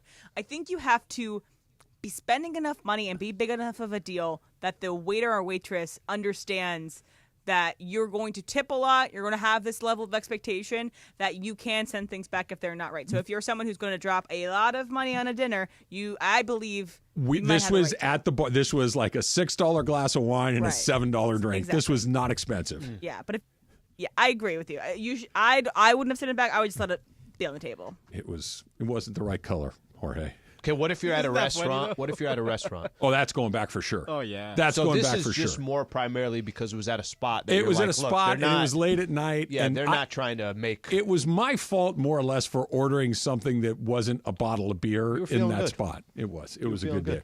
Lakers have won, what is it, Slee? They've won 5 of their last 6, won 5 of the games on their 6-game road trip. They've won 8 and 9, and they're 20-8 over their last 28 games. Since February 1st, they're 20-8. They're 11 games over 500. Remember, it's like they were 4 or 5, and they finally got more than 5. And since then, they've been playing pretty good basketball. They've had a pretty favorable schedule along the way. But look, get Gabe Vincent back. Can I just tell you real quick? Sure. I got a text, and it's LeBron when he won the championship in Cleveland, where he's hugging everybody and is emotional. And it says, Lakers have won 20 of their last 28 games. They were in 9th place in the West before. They're in 9th place in the West now. That's crazy. They haven't moved. They haven't moved. The other teams have kind of flip-flopped around a little bit. They are. That's what I'm saying. You'd rather be hot. It reminds me a lot of what we saw last year where for different reasons. But last year they made the trade. They got a new team together, and they kind of hit the gas, and it started to look a lot better. And then they played really well in the postseason. They won a couple of series. They looked like a real competitive, high-level NBA team. They really didn't for most of this year until over the last couple of months. They've looked a lot better. Is it the same thing again? Is it just going to be they need the right draw, miss Denver as long as possible, get that draw against Minnesota, get that draw against OKC or whoever else might be at the top spot? Depends on where they land too, obviously. But are they playing any better, or is it just bad schedule and favorable matchups? I don't think you could go. First off, they've had very favorable matchups. They have. And I think it's not, I think it's okay to point that out. This road trip, they won 5 of 6. Give them a lot of credit because they did beat Milwaukee on the road. They were down 19 in the fourth quarter, but the Bucks look like they're reeling. The Bucks last two games, they lost to Memphis at home, and they lost to the Wizards. Those are their last 2 games that they lost. Blame Doc. But it's okay. It's okay. Give them the credit for that game. You know who won't blame Doc? Doc. They beat in this road trip Memphis, one of the worst teams in the NBA, missing their good players. They beat Washington, one of the worst teams in the NBA. They beat Toronto, missing their best player in Scotty Barnes, one of the worst teams in the NBA. They're beating up on bad teams, but I don't think you could go 20-8 without going on some type of a run. They should feel good about themselves. I thought Em said something interesting. We were prepping. She said that just building momentum, period. Sure. Just build some confidence. Yeah. And you talked about it. You're like, hey, sometimes you walk into a room, it might be false hope, but sometimes false hope is okay. False hope is, wait a minute, we are playing good basketball. Wait a minute, we have won X amount of games. We're winning games. How do you not feel a certain way about yourself? Winning leads to more winning. Losing leads to more losing, right? If you are feeling good about yourself, and look, everybody in the NBA is a great basketball player. It's the best league in the world. So they all have the ability to have a good night and win a game. But when all of a sudden, hey, stuff's kind of bouncing our way. We pulled one out in Milwaukee. Washington got close again, but we put them away again after that. There's a lot of little successes, and if you are a pro, and now I'm feeling good about it, now go to the next level. You're a really good pro. You're Anthony Davis. You're LeBron James. You're and now I'm playing with a great deal of confidence. I'm sure LeBron James doesn't suffer from a lack of confidence often, but relative to other human beings, he's always at a 10 out of 10. But even here, my shot's going down. I'm making shots, whatever it may be. Do I have confidence in my other guys? My teammates. Mm-hmm. Anthony Davis has to be thinking, this is the best season I've had in this league, and I don't know how long. He's going to be an all-NBA guy. He'll play probably 75 games plus. Incredible. Like, that has to mean something heading into the postseason. Guys just feeling. Now, you could get a bad draw. You could get Denver right out of the chute and be out in 4 games. It's like, what the hell did we just do for 6 months? That could happen. The other thing could happen, which is exactly what we saw last year, where the path is a little bit more your way. And, now all of a sudden, something happens. A guy gets hurt. A guy goes cold, whatever it could be, and you're in a spot that you didn't think you were going to be in. Here's the one thing I'll say, just looking at the Western Conference. LeBron mentioned this yesterday, and I think it's a good point. It's like, listen, they can't control where they are in the standings. What they can't control is, how do they look right now? Okay, they look pretty good right now. Yeah. They're winning games. Let me just, if you look at the Western Conference, I can bring up a question mark to every team that's there. Okay, if I mention the Clippers, which direction do you think they're going? Yeah, who knows? If I bring up the Oklahoma City Thunder, young, I could just say, hey, maybe they're not ready yet. If I bring up the Minnesota Timberwolves, Karl Anthony Towns going to be there or not? It's a good team. I'm not saying that they're not a good team. Also playoff inexperience. If I bring up Phoenix, I don't really know what I'm going to get every night. I know that they have star power, but I'm not 100% sure what I'm going to get. The Sacramento Kings just lost Malik Monk, who's the 6th man of the year. They lost Kevin Huerter. I know they beat the Lakers a lot, but they just still, even though they've beaten the Lakers a bunch over the last 2 years, I don't feel like that's a bad draw for them, as weird as that sounds. I would take my chances with them. The Pelicans are reeling without Brandon Ingram. The point I'm making, Trav, is it's not like the Lakers are the only team in the West. It's not like the Lakers are the only team with question marks. A lot of the West has question marks. The only team that you know and we know is Denver. Jamal Murray hasn't played in a few games. As long as he's healthy, they'll be fine, and maybe they're just being very strategic with him, which they probably are. But that is, I think it allows the Lakers a couple months ago what you thought of this team to where you think of them now, it's a lot more interesting. It seems far more sustainable now than it did even a month ago. Before, it's like, okay, remember they pulled that weird one out against the Clippers. They nearly blew a big lead against another, was it Detroit out here? That they had Wizards overtime? where they went to overtime. Oh, Wizards. That's what it was. It's like, let me show. Well, another month has come off the calendar, and they keep winning games. That can't be an accident. And it may not be because you've beaten the Celtics 5 times in that stretch, but they're beating the teams that are in front of them. That has to mean something. Factor Cap is coming up next. It's Travis and Sliwa, 710 ESPN. This season.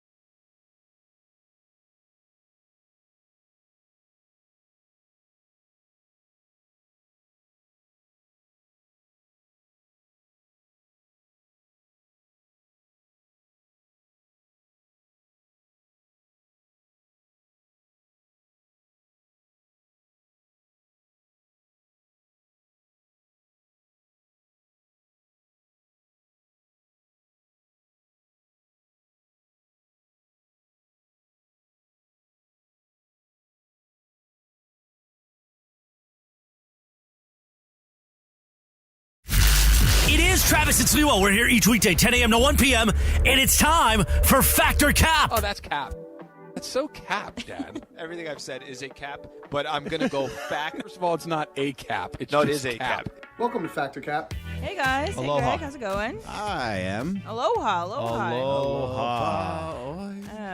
I'm still sad about leaving Hawaii, and just Should have stayed. Yeah, my friends. So I saw them for the first time since their wedding yesterday at trivia, and they had gotten back from their kind of extended stay in Hawaii, and they were already planning their anniversary. It'll be back awesome. Of course. Is if she has the Comrex and the camera in Hawaii. You're back to Palm Springs doing it outside. I'll do from San Diego. We'll just all have It's just Jorge by himself. That's right. Just all have That's aloha. clued into what's happening in Los Angeles. I get some weeks. I'll take another 4. Yeah. There you go. We want people in studio. Let's just keep it as in studio. That's awesome. Jorge just took 4 more weeks off.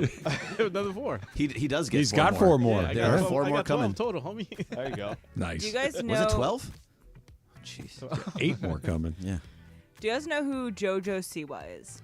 I know Ish. the name. Raise your hand if you know who JoJo Siwa is. Yeah, why do I know Is the it name? Okay, TikTok? so JoJo TikTok Siwa name. is a TikTok dancer. She was on Dance Moms as a kid, and she grew. She used to have. I don't know if she still has the biggest following on TikTok or one of the biggest followings on TikTok. She is quite the cringy person. She just is. She's cringy, but like, sure. She's in her quote-unquote new bad girl era where she released a song called Karma, and it's laughable. Anyway. Because the song is stupid or because she sucks? Both. Okay. So consider these two things. Was she ever able to sing or just dance? She's not. She wants to sing, but she's a dancer, but she's like, anyway. I could get into my JoJo Siwa things, but this is not necessarily where I feel like you Do you have want an to. opinion about her, or I feel like you're just brought waiting for somebody to kick the door I'm trying open. not to beat up on We a ask questions around here. 20-year-old. But so she drives a car. A car is her Tesla. The Tesla's outside has just her face on it. It's literally just her face, JoJo Siwa's face, over and over and over and over again on her Like Tesla. polka dots? Not, but it's not even polka dots. It's like all encompassing. Yeah, you can we can't get see a anything picture of but JoJo Siwa's face in this car. So people are putting on TikTok of seeing JoJo Siwa like cutting people off in traffic and like parking illegally at whatever. But she loves it. It brings her joy to have a car with her face on it because that's who she is. So I know that none of you would buy a car with your face on it Greg because would. you want it. Absolutely. Yeah, would. Greg. But let's have this situation. No, I wouldn't. Car is completely free. Everything that this goes in this car, any repairs, any tires, any gas, everything about this car is absolutely free to you. But the car is covered with your face. So that if you cut people off, they know it's you. If you park illegally, they know it's you. All this stuff, they know it's you. So you would still take this car totally free. You would take it.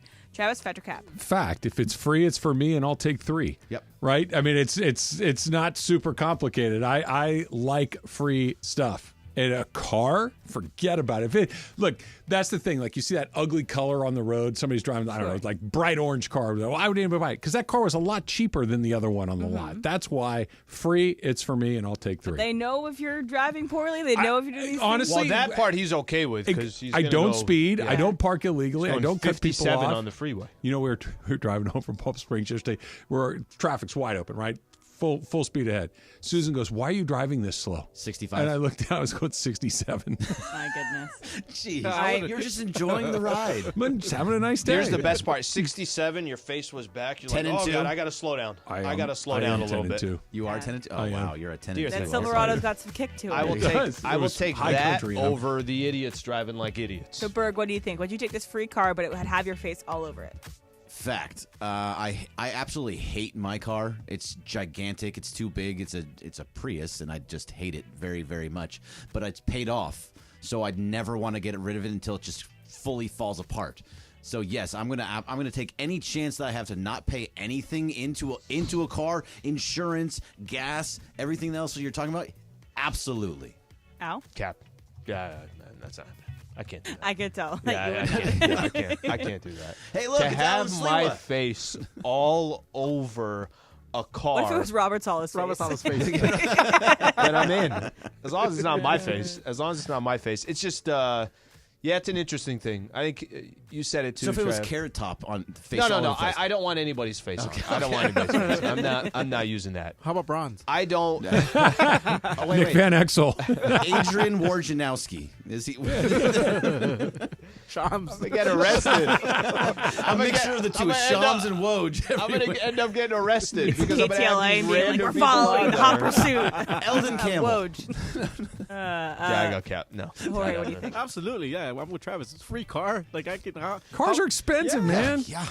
Especially a Tesla. Like I'll take a Yeah, Tesla. With my absolutely. face all over it. Hell yeah. Please. All right, so today is National Burrito Day, so y'all know What? Jorge's opinion about burritos, carne asada burritos specifically. But Six, man. That's right, Travis. Six. the best taco is better than the best burrito. Berg, Fetch, or Cap? I'm gonna say fact, actually. So fact is taco. You agree Yeah, with taco? I would rather have a delicious taco than a burrito. Burrito is just always so much food, and I can't always finish the whole thing. I can eat the most delicious taco. Like when we have the taco carts, unbelievable. 100%. Yeah, fact. Al? Cap. Yeah, I don't. Maybe this is just growing up, and that's what we had all the time was California burritos, California burritos. Give me the. I. That's a good problem to have. Is the burritos too big? Okay, that's all right. I just won't eat the whole burrito. Later. But there is. I was telling you. I think it was a week ago. Was down in San Diego and walked by a place that I used to go to back when I was in sales down in San Diego. Roberto's Talk Shop, whatever that was in Solana Beach. There's just nothing better than holding a burrito. It is satisfying. The green salsa, the red salsa, put a little bit on each bite, kind of take it down from that. Burrito all day long over a taco for me. Trav? Al makes a very compelling case, but I think I prefer a taco just narrowly. So I think I'm going to go fact, because here's the thing: I don't have the problem that you guys have of not finishing my burrito very often. No, I I'm can able finish to it. muscle through it. I don't finish my want to burrito all finish the the time. burrito. But the problem. difference I is, finish it. with a taco, you can kind of mix it up, right? You can have a carnitas taco. You can have a Jorge, don't listen, carne asada. You can have, whatever you want in your taco and mix it up. With a burrito, typically you just get the one thing, and then you feel like you need a 6-hour nap to work your way through it. Good night. Tacos aren't quite the same. You go to Guisados and we get a bunch of just gonna go different. there. Those are great. Yeah, Guisados yeah, is a good. The reason they don't that's a sell good way to do it. burritos like Guisados because they have a variety. They have a sampler platter. Yes. You Yep. can try every single taco that they have on their menu. It's a little. You're That looking at me like, we gotta quesadilla, go that sometime, big dog. quesadilla at the Guisados Sounds is pretty great. good. Maybe we Yeah. just Queso came up panela. with an idea: mini burritos, just like a small no. little. So they burrito. sell those I at a wanna place go- in my neighborhood. Really? Yes. Mini And burritos? They're Taco-sized burritos? They're about I don't know, maybe flavored 4 inches pieces. long Okay. and about like that, like almost like a sushi roll size. Okay, so think of sushi roll Like a hand size. roll. Like a tortilla pizza roll. No, it's a little bit bigger than that. bit- And Are they good? Like a chimichanga. They're kinda. okay. They're okay. They're okay. They're not I don't as think good. I've ever seen that. Yeah. I Las also Golondrinas. prefer breakfast burritos to breakfast tacos, though. Yes. I think, Yes. I but agree like with you with 100%. everything else. Jorge, so what do you think? No, I prefer the taco because again, you have all kinds of like you can Variety? get you can get a pastor, you can get asada, you can get chicken, you can get lengua, tripa, seso, You can have the chorizo. tripe. Exactly. You can have all kinds of stuff. Just have 6 burritos. Just have them all yeah, laid out. right. With a burrito, you have to stick to one thing. So I'll take the tacos over the burritos all the time. So there's this kind of trend going on TikTok with some music and stuff where people talk about how, it'll be one thing and then it'll transition to the other. So people will say, you're drinking and you get this amount of drinks and you're feeling great. You're feeling on top of the world. One more drink and then you're thinking about everything you said wrong to everybody and how what you messed up, how you did this thing. So there is a drink limit for yourself where you start thinking about everything you messed up. So, for example, if you get to drink 4, you're like, oh my gosh, I'm not fun drunk anymore. I'm this drunk. Okay, so Alan, fact or cap? By the way, fact, and I think this also goes into it with food too for me. Like when I overeat, I'm like, oh God, what are you doing? This, that, or whatever it is. But let's do you think about how you, for example, I would think about how I messed up at a trivia question last night. Okay. Not like that I'm bad at myself for eating food, but I messed up this trivia question. You're going to tell people how you feel. Yeah. Yeah. alcohol for me, but it's a specific drink. If I'm having bourbon, which, listen, if I have 2 bourbons, I feel good. I don't need anything else as far as alcohol goes. 2 bourbons on the rocks, like that's plenty. I don't have a purpose for number 3, and if I go to number 3, I almost don't know where I'm going after that, right? And especially somebody, I don't drink like crazy anyways to begin with, so I think 2, I go fact on that. Okay, Trav? Yeah, fact. There is a point of no return is kind of what it is. Like the correct number of drinks is 3. Three is where you feel good. You're having a good time. It really doesn't get much better after 3. It only gets a little sloppier and worse. Now, I blow past 3 almost every single time, but 3 is the number. Thankfully, the in vino veritas, I don't like spill my guts when I've been drinking. I get a little chattier, but I'm not mean, or I don't say, you know what your problem is. I'm not that guy. You don't cry listening to Beyonce? No, I don't cry. I don't get emotional. I just feel like, you know what, the next day. Right. But 3 is the right number, so it's fine. You should tweet when you're hammered. I don't. It'd just be gibberish. It's not even I think anything you've gotten interesting. texts when you've been there. Oh, I'm sure I have. I'm sure, but they're not mean or anything. No, you're more fun. Yeah. Here's my martini. Sliwa sucked today. What? Berg, what do you think? So hell it's happened? fact. There is a number. I don't know exactly what that number is because it depends on my night, is where I am in the night. If I go And how you felt going into the night. and too. how I felt Like going into Yachtly the Crew night. I don't think I had too many Yachtly Crew night. I was drunk, but I wasn't like overly drunk. I was very composed. I was able to do A lot it. of people said a lot of things. Yeah, that's about fine. They that can say night. whatever they want. They're liars. But no matter what, I know whether that moment that you're talking about, like thinking about everything, that doesn't happen to me in the night. That happens to me the next day. The next anxiety? Day, the anxiety is when I get. So that's when I know I drank too much the night before. It has to happen the next day. You text your friends, hey, did I say anything weird last night? Some of that stuff where I'm just like, God, I can't believe I said that. That was so dumb. Right. And it's driving me nuts for like an hour, 2 hours, all morning long. It's like, but Gotta that repress not- your feelings. While Like I'm actually Push out. them down. While I'm actually out, I can go as long as I hit a point and I just stop. Do you get it in the moment, Em? I do get it in the moment. You do? Yeah, and then also if I'm a good amount of drunk, I will just text all of my best friends how much I love them. That's not so bad. It's not so bad, but I'm also like, why did I tell that friend that I love them? I met them 2 weeks ago. Okay, that's Not- a little not- weird. They probably thought it was very nice It's of you. usually for like my friends that I've had for a long Hey, time. we just met, but But I so- love you. It's You're so just funny amazing. because my friends who don't live here, they'll be like, so Emily, how much did you drink last night? If all I text them is like just a text about how much I love them, they're like, so you had a couple drinks, great. Love you too. Okay, Jorge, what do you think about this? I try to stick to one thing. If I'm drinking beer, I'm drinking beer. I can go maybe 4 or 5 years, and then 6, 7, I'm starting to feel good, you know. But if you start mixing, like if, for instance, we gotta go to a place, and they're like, "Oh, we don't have any more Modelo or whatever," and then I'm like, "Okay," then I start feeling brave. All right, give me something with tequila in it, and then that's when you start mixing it. That's when I get to that point. But if I stick to So it's only 14 drinks for you? before I'm a changed man. Before workouts, you know? The mixing can be a. The mixing messes you I up will big not time. mix. That's If But I'm yeah, drinking I've learned my tequila, it's lesson with tequila. that. Exactly. That's the same way. If it's tequila, I'll stick with tequila. If it's beer, I'll stick with beer. But the Yeah. moment you start mixing, that's when stuff happens. Trouble happens. Or at least keep it light or just keep it dark. Yeah, exactly. Mix the darks, mix the lights. That's fine. I got one more for you guys. So, another thing from TikTok. A guy from TikTok got on and talked about how he got sick from a fast food establishment, and he was sick for a week. Didn't go to the hospital, but was like, was not doing well for a week, and he knew it was because of this establishment. And so he went and contacted the establishment, say, "Hey, I got sick. I went to the doctor. XYZ. This is what happened." And that establishment just put him back 2 coupons. All right, so I guess it wasn't really worth his time to go and do that. But if you got sick from an establishment, you would try to get money back from them. Not just that you wouldn't go to this place again, you wouldn't do that, but you would try to get money back from them. Travis, Patrick, I need you to define how sick am I? Am I throwing up for a day? He had diarrhea for a week. A week. Oh, well, thank you for that info. Okay. I'm just giving context. Obviously. You pictured him. A week? His stomach hurt for a week. We talked about penis thumbs the other day, okay? I think we're fine. Yeah, Shout out. but penis thumbs is a real person. Areas 2 is real. Right. No, I just think I'm never going back and I'm telling everyone I know what happened to me, but I don't think I'm going to try to get any compensation, Cap. Okay, Berg? Yeah, Cap, there's no way I'm going back to that place. Like, I want my money back. It's gone. You've already taken it from me. I ate your food. Yeah. Al? Cap, I'm not only not going back, but the last thing I want is coupons to your restaurant. Right, exactly. That's the whole reason why, like, I don't want anything to do with that. Unfortunately, it's like, that's it. That place is not going to be on the list anymore when you go out to eat. Jorge? Cap. I wouldn't go back into Alan's point. I'm not going to get What coupons the hell? here. Get diarrhea for another 2 weeks, you know? I want my money back, but while I'm here, can I also grab a milkshake. It's a great prank. You can give it to a friend, like, hey, like someone you don't like. You'd be like, It'll make This is sense for when I you. tell you guys Later on. what this place is. Be careful. I want 3 guesses, and we'll do it during the break. That's think coming up.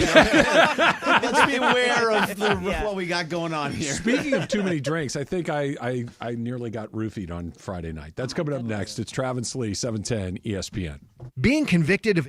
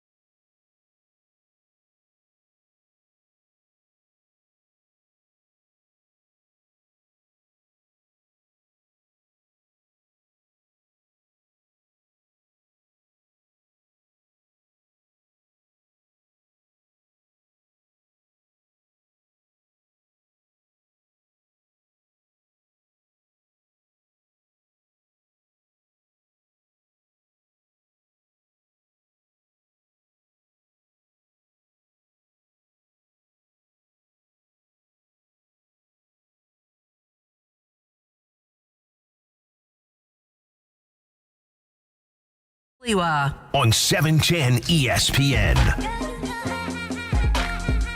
So you guys tell me what you think happened. Cap.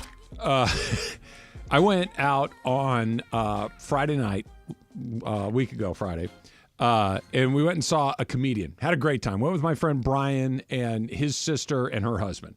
And it was a great night. We had a really good time. We took an Uber to the comedy club. I had 3 drinks at the show. I had a beer and 2 bourbons, Al. Okay? Nothing, not doubles, just a beer and 2 bourbons. Yep. Regular stuff. We take an Uber back to where we met, my friend Brian and I, and we had an additional beer at the bar where we met. Okay? So from the time we sat down at the club to the time I was back at that bar, 3 hours had gone by and I had 4 drinks. I woke up the next morning like I had 96 beers and 400 shots Really of that tequila. bad? I That couldn't get off the couch. Like Susan thought I was sick. I'm like, dude, you drink too much? I'm like, I didn't. Call my buddy Brian. I'm like, hey, how are you feeling? He goes, dude, I feel terrible. I can't move today. Did you eat anything? We did. We shared a quesadilla. We split that for the table.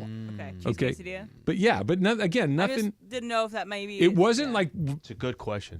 But it wasn't food poisoning because nobody got sick. It felt like a hangover, only I didn't drink enough to be hungover.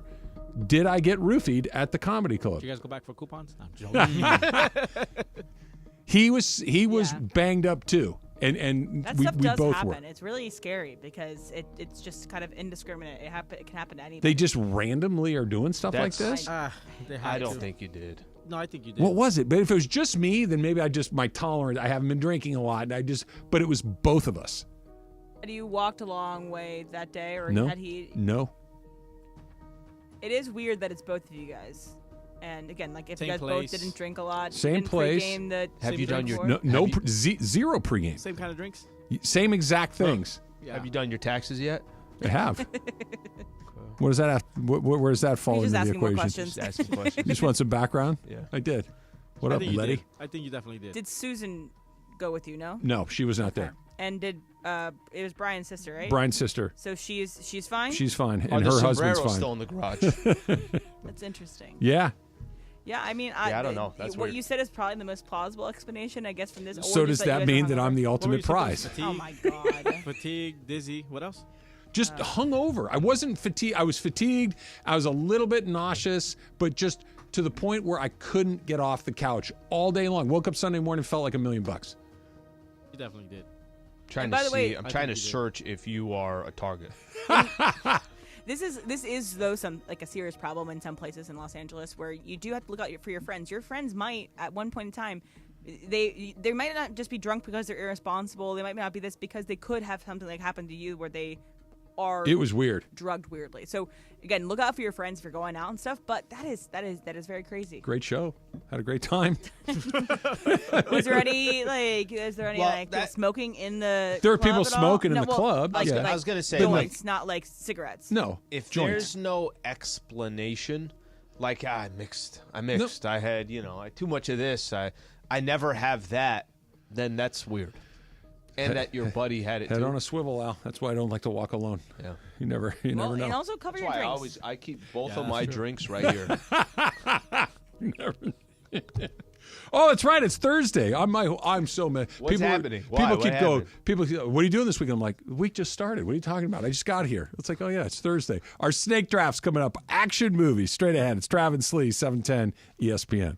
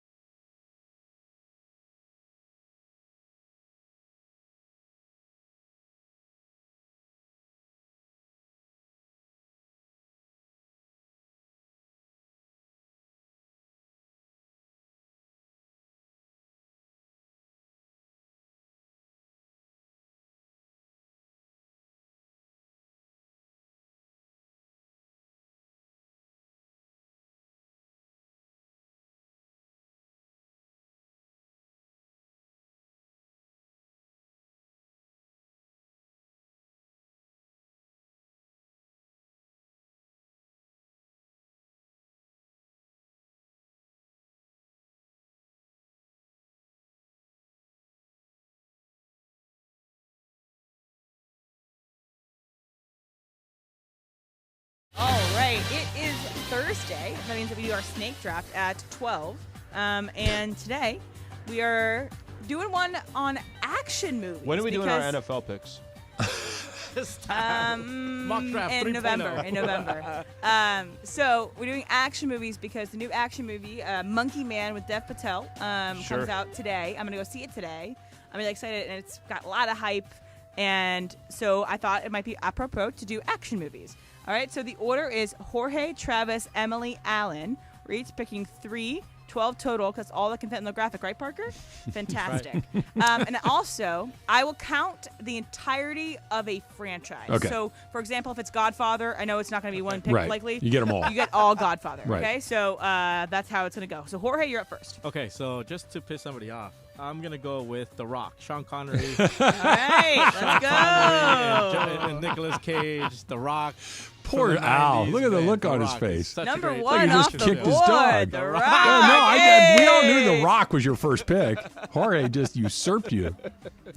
That's brutal. Cody would never do this, No. except for he to me. He took my chicken nuggets and my popcorn. That's great. All right, I Travis. took Fernando from this guy, took The Rock from that guy. That's right. See, Did you Taylor take Taylor Swift Swift? from Yeah, I this took one. Taylor Swift took- from me.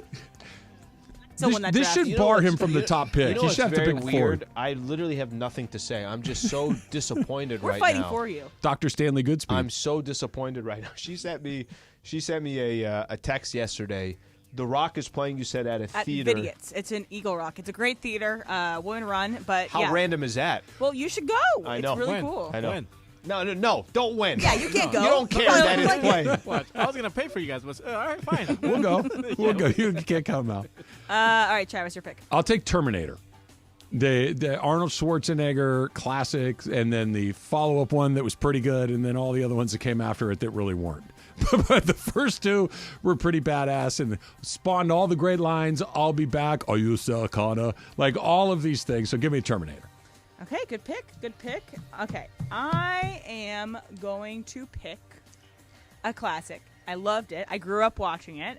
It was one of my first action movies. I felt The like I Rock really was got already into. taken. Yeah, The Rock was already taken. I'm gonna go with the Indiana Jones franchise. Great choice. So Indiana Jones franchise. I was obsessed with history. I loved archaeology as a kid. I wanted to be an Egyptologist as a kid. One of my things, an Egyptologist or a nun. Those are my two options of what I wanted to be.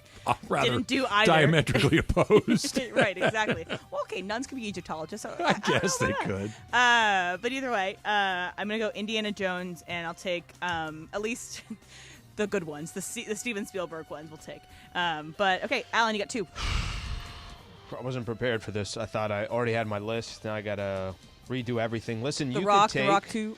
you could take Two Rock. Nicolas Cage from The Rock, but what you can't do is take Nicolas Cage from Con Air. Hey. Good Can't do choice, that, good can choice. you? Con Air with my number one pick. Cage and should then be his own franchise. of course, I got to take the entire franchise of Die Hard. Great That's choice. my second pick. Very good. All of those are now off the board. Now that should have been my three with that, but now I got to find another movie as well. We'll get back to me. Okay. All right, next one for me is I'm going to have to put a Nolan in here somewhere. I'm going to have to put Nolan because, to me, I think he's the greatest, present-day action filmmaker. He does great action movies. I just rewatched Tenet the other day, and it's not what I'm going to pick, though I do really, really love Tenet. What I'm going to pick, because I watched it on my plane ride to Hawaii, and I was like, this movie still slaps so hard. Specifically, the action slaps so hard. And again, it was maybe 15 years ago, and it's still great. So I'm going to go with The Dark Knight as my pick. So that'll encompass my all the favorite of the Nolan whole- Batman movies, Yep, but yep. specifically, I am standing on Dark Knight itself. All right, Trav, you got one. All right. I'm going to do a little game theory here because I think what I want will be available on the turnaround. I'm going to take... Careful with That's Jorge. what you think. Yeah. Jorge only targets now our interests. He's like a terrorist. He just comes in and takes what you want We and got a holds it short break, so I hostage. walk in there, I take a peek. Okay, cool. Great. I'm just kidding. I'm going to take Parker's zooming in on your... Hey, guys. This is one of the great action stars of a generation. It still kind of floats around the genre, still pops up every once in a while. But for a good chunk of the 80s, 90s, and early 2000s, there was a regular edition of this movie. The first one is not only a great action movie, it's a really, really good movie. I'm going to take the Rambo franchise. First Blood was the first movie, which is an excellent, excellent movie, but Rambo franchises. All right, solid. All right, Jorge, you got 2, so you're going to take all the ones that we love? No, I'm going to go with something that my grandpa introduced me to, like these action films, right? So, in honor of my grandfather, I'm going to take the Lethal Weapon series. Ooh, Mel Gibson and, is it Danny Glover? Yeah. Lethal Weapon. Oh, my man. Oh, See? was this the game theory?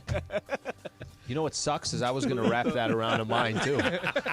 All 3 of us had Lethal Weapon. Yeah. Yes, Lethal I Weapon. didn't have Lethal Weapon. Yeah. And then I get 2, right? Yes, yeah. Yeah, so Lethal Weapon, and then something I recently watched. I'll go with Gladiator. Russell Crowe. Good choice. Yeah. Another one of Sleaze off the board. Why do you laugh like that? I'm so excited. Because we liked when I've never heard such a genuine it was laugh pretty from great. Emily right It was there. pretty great. It's because he took basically if I had arranged these names and it was different and Alan had picked all of Jorge's, Yes. it would have made perfect sense. Die because Hard Alan is talks the about this all only the time. one I got. Die Hard was the only Jorge, one. if he picked Die Hard, I would believe it. I don't know if I'd believe Con Air for Jorge. I don't know if that's necessarily his speed. Con Air but- was No. Con Air was goodness. Con Air was got to get a Nicolas Cage movie. Honestly, That's what Jorge, it you was. might lose your privileges at number 1 overall pick. I put you at 4 forever. Right. All right, Travis. So this was in my back pocket. I knew I could get it. I knew it wouldn't come back around again. And there's only been 2, but I liked them both, and I really liked the most recent edition of it. Give me Top Gun. Yeah, I was going to say. Yeah, I, give me I Top know Gun. exactly. This is a Jennifer Connelly. I would like to be able to implement the Jennifer Connelly rule in all of my drafts. You don't even know who acted in it other than her. Jennifer Connelly did. That's what I'm saying. She was Just Penny how- Benjamin. Tom Cruise. Oh, sure. Yeah, if you say so. Honestly Great. surprised. This is the only Tom Cruise that's been up here so far. Yeah. Because I'm not a Tom Cruise fan. So I'm Well, not the gonna music pick right him. here. I mean, Yeah, that I guess it's they're underneath all it. right. Yeah. The music is the best part of that. I kind of do like Mission Impossible movies. I'm not opposed. All right, so my last pick. So I'm kind of torn. I don't know if I want to go with like the artsy pick. The artsy one that I have watched recently that has one of the best action sequences of all time. So can I tell you? Don't reveal it. I'm not going to reveal it, but if you don't pick it, don't You're gonna reveal pick it either. Okay. Okay.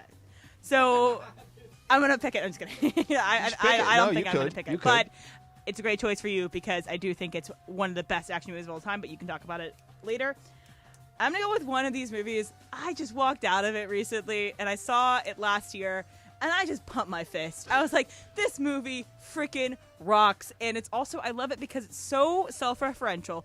It knows it's just a stupid action movie. It's not trying to be a big commentary on the world. This guy is just fighting because his dog got killed. His dog got killed, and therefore the rest of his career is just slashing up people. They fight up and down the stairs in Paris. He falls back down the stairs 4 times. John Wick. Give me John Wick. All right, Alan? Okay, so I'm assuming this is where you were going. Look, I obviously didn't take my picks very serious if Con Air is my favorite action movie. But this one, it's the only serious pick that I have because I want to give this movie credit. Phenomenal. I'm assuming this is the one that you're talking about, Old Boy? Yeah. Okay, so it is one of the greatest fight scenes in... Do you know what we're talking about? No. Or no? Okay, it's one of the greatest fight scenes. It was basically... How long was it? The one take? I want to say maybe Couple it was of 10 minutes minutes. Maybe less than that, but it's like also filmed in a weird... Isn't it filmed like outside? Like they're on a sound stage, but like they're viewing it from the side, and it's all one take. The hallway. These guys keep on coming for him, but you're not seeing it like in the... You're not in the hallway with them. You're seeing it from the side view, Okay. Panoramic which is almost. interesting. Okay. Panoramic, yeah. One of the best twists Sick I've twist. seen. Yep. We'll not talk about this twist. No, I'm with you. I think when you get a second, I don't know if this is enough to make you go watch it, but I think you would really like it. I don't even know what movie you guys are talking. I know the name of It's it now. Korean. Old Boy. Okay. Korean it's movie. got a long Guy is runtime. kidnapped. He's imprisoned for 15 years. Yeah, in or a kind of whatever it hotel is. room Yep. that they keep on feeding him stuff, and then basically it's like I'm getting out of here. Oh, okay. Any way possible, and then falls in love with. a Is woman. Jennifer Connelly in it? No. She's not in this one. Damn it. Yeah. Maybe I'll wait for the remake. Okay, so we got some solid There's ones. a remake already. Oh, But- really? But Old Boy is it's 20 years old. They Yeah. celebrated the 20th anniversary. They So they re-released put it out in in theaters theaters, last fall. But some ones we left off. We left off Star Wars. Oh, yeah. Taken series. Taken's good. What do we Yeah. do with is Face Off? Yeah. What do we do with some of Face Off's good. these? Tango and Cash. These mobster movies are not necessarily action movies, are they? I don't. Some of them think fall of them. into, I like, don't think of them as action. Star Wars could be sci-fi, it could be action, it could Yeah. be. They fall into a handful of different categories. No, Matrix, I thought would have been a good That's one. what Matrix I said. I has think some that's the one great that ones. people are going to tweet us the most that Yeah. we missed is Yeah. The Matrix, but I still haven't seen it. I'm going to see it very soon. but I The haven't first seen it. Matrix is terrific. Yeah. The other one's not so much, but the first one is Reload is the one with the twins, right? yes, And then the third one is just even weirder. Yeah. Yeah, but the first one is Was I terrific. the only one Face that, Off. was Okay. I the only one that liked Fast and Speed? Furious. Speed was good. Yeah, I but mean, can't- Speed was. You can't take Speed before Matrix. But also, Speed No. is referenced in our what's the segment you do? Hey, did you see? Oh, okay. Yeah, it's like, did you see that? I did it. Oh, that's yeah. right. Speed. I was kind of dumbstruck when you guys mentioned it earlier. What was the penis thumbs thing? What I did. Oh, no, I mean, you get it. You understand. The Reddit. I just you guys said it and y'all Yeah. went and looked at each other. Like, yeah, we talked about that. I'm like, what in the world we did I spent, miss? I think it was on Tuesday. Yes. On We hate had listeners, on about people that He's the listen. leader of the Reddit group. Yeah. Yeah, we had about an hour on penis thumbs, and then Oh. there was a point where she That's the name of a showed- person? Yes.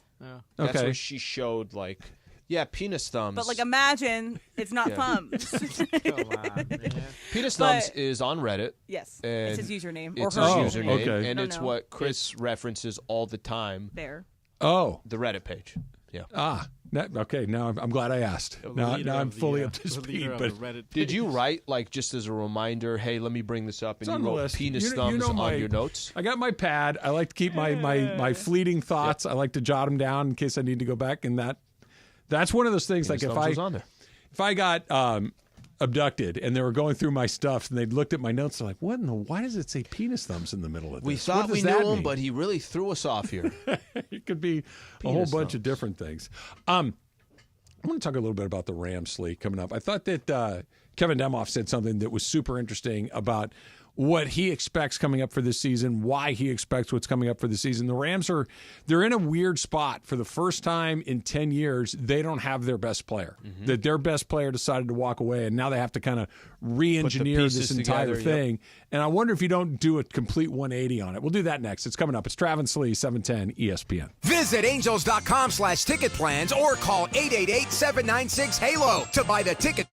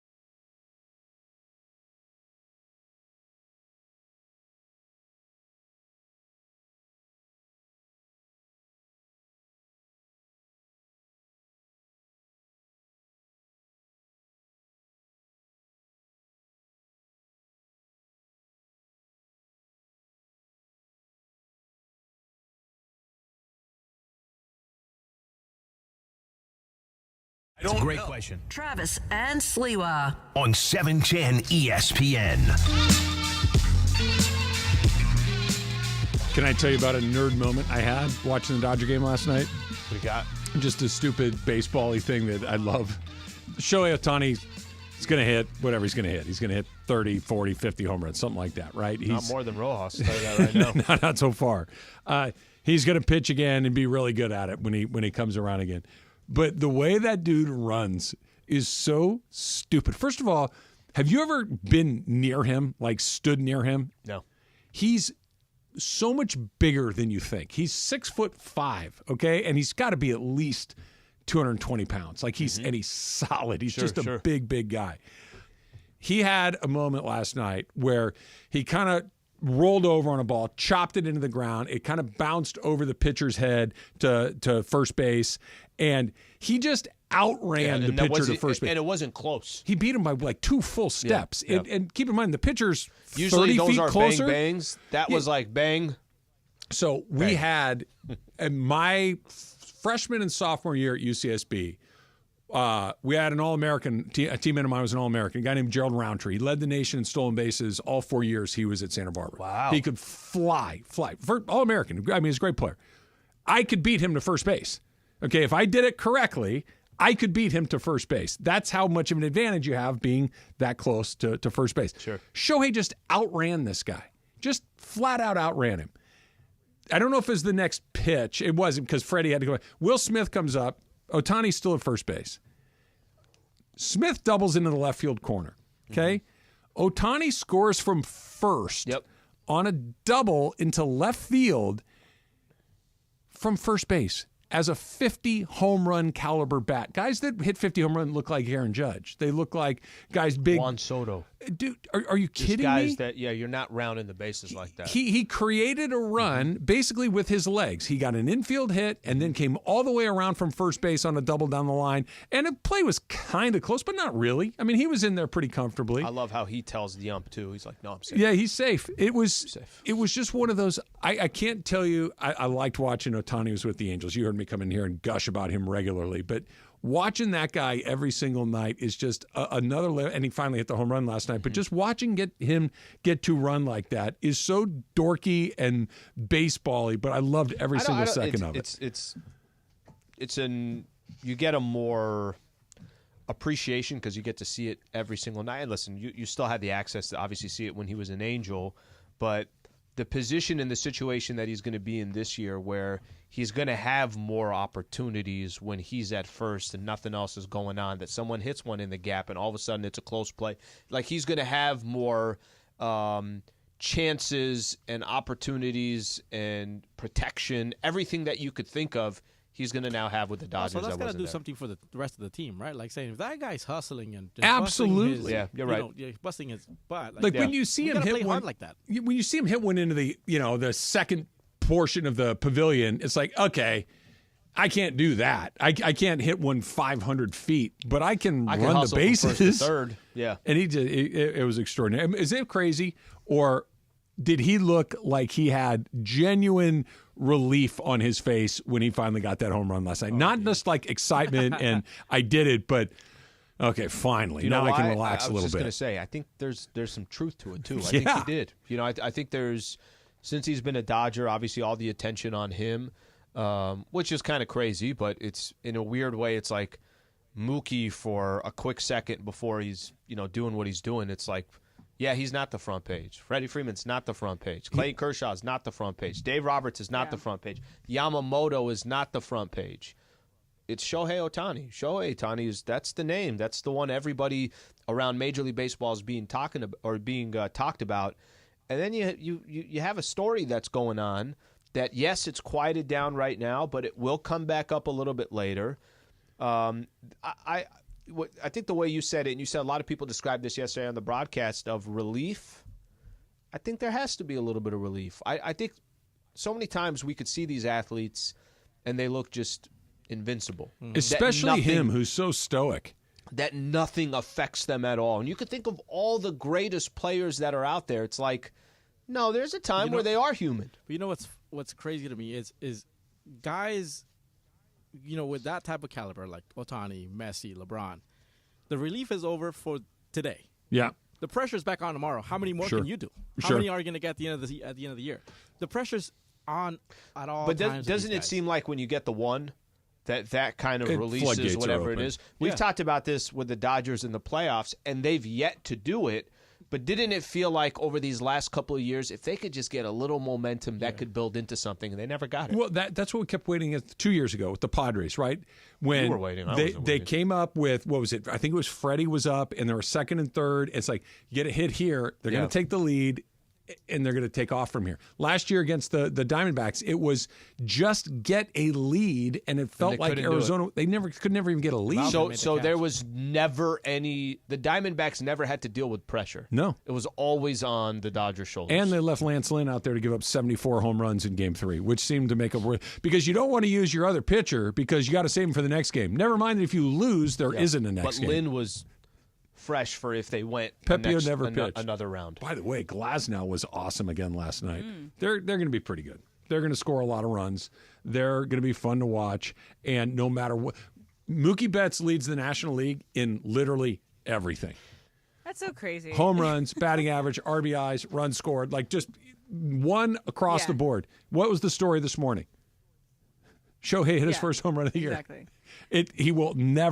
They will never have a headliner bigger than Ohtani until he's gone. And by the way, too, who's right behind Mookie in a lot of these categories is Teoscar Hernandez. Dude. And he's going to go so under the radar this year because he's not one of the big three, quote unquote. You mentioned something before last week you were mentioning. It was actually right as the season was about to start. You said that there's going to be a dude that we're not talking about that's going to have one of those years where you might get to the All-Star break and say, this dude already has X amount of RBIs. Yeah, he's got 28 home runs. X amount of home runs right. or whatever it is. And it's because you got, by the way, and Will Smith doesn't even qualify for that. Max Muncy doesn't even qualify for that. You're talking about further down the list. And there's one example of, I think, one of the things that you were talking about. Who are you going to pitch to? Who when you have to throw the ball over the plate, okay, I'm going to be as careful as possible with Mookie. Okay, here comes Ohtani. Same thing. Here comes Freeman. Same thing. You can kind of, I guess, maybe take a little bit of a breath with Will Smith, but not a ton. He's going to be batting third, fourth, fifth in just about every lineup in baseball. There is no break maybe the in that Outlands thing. Of the world. Maybe, by the way, you're not playing a whole bunch. You better start hitting.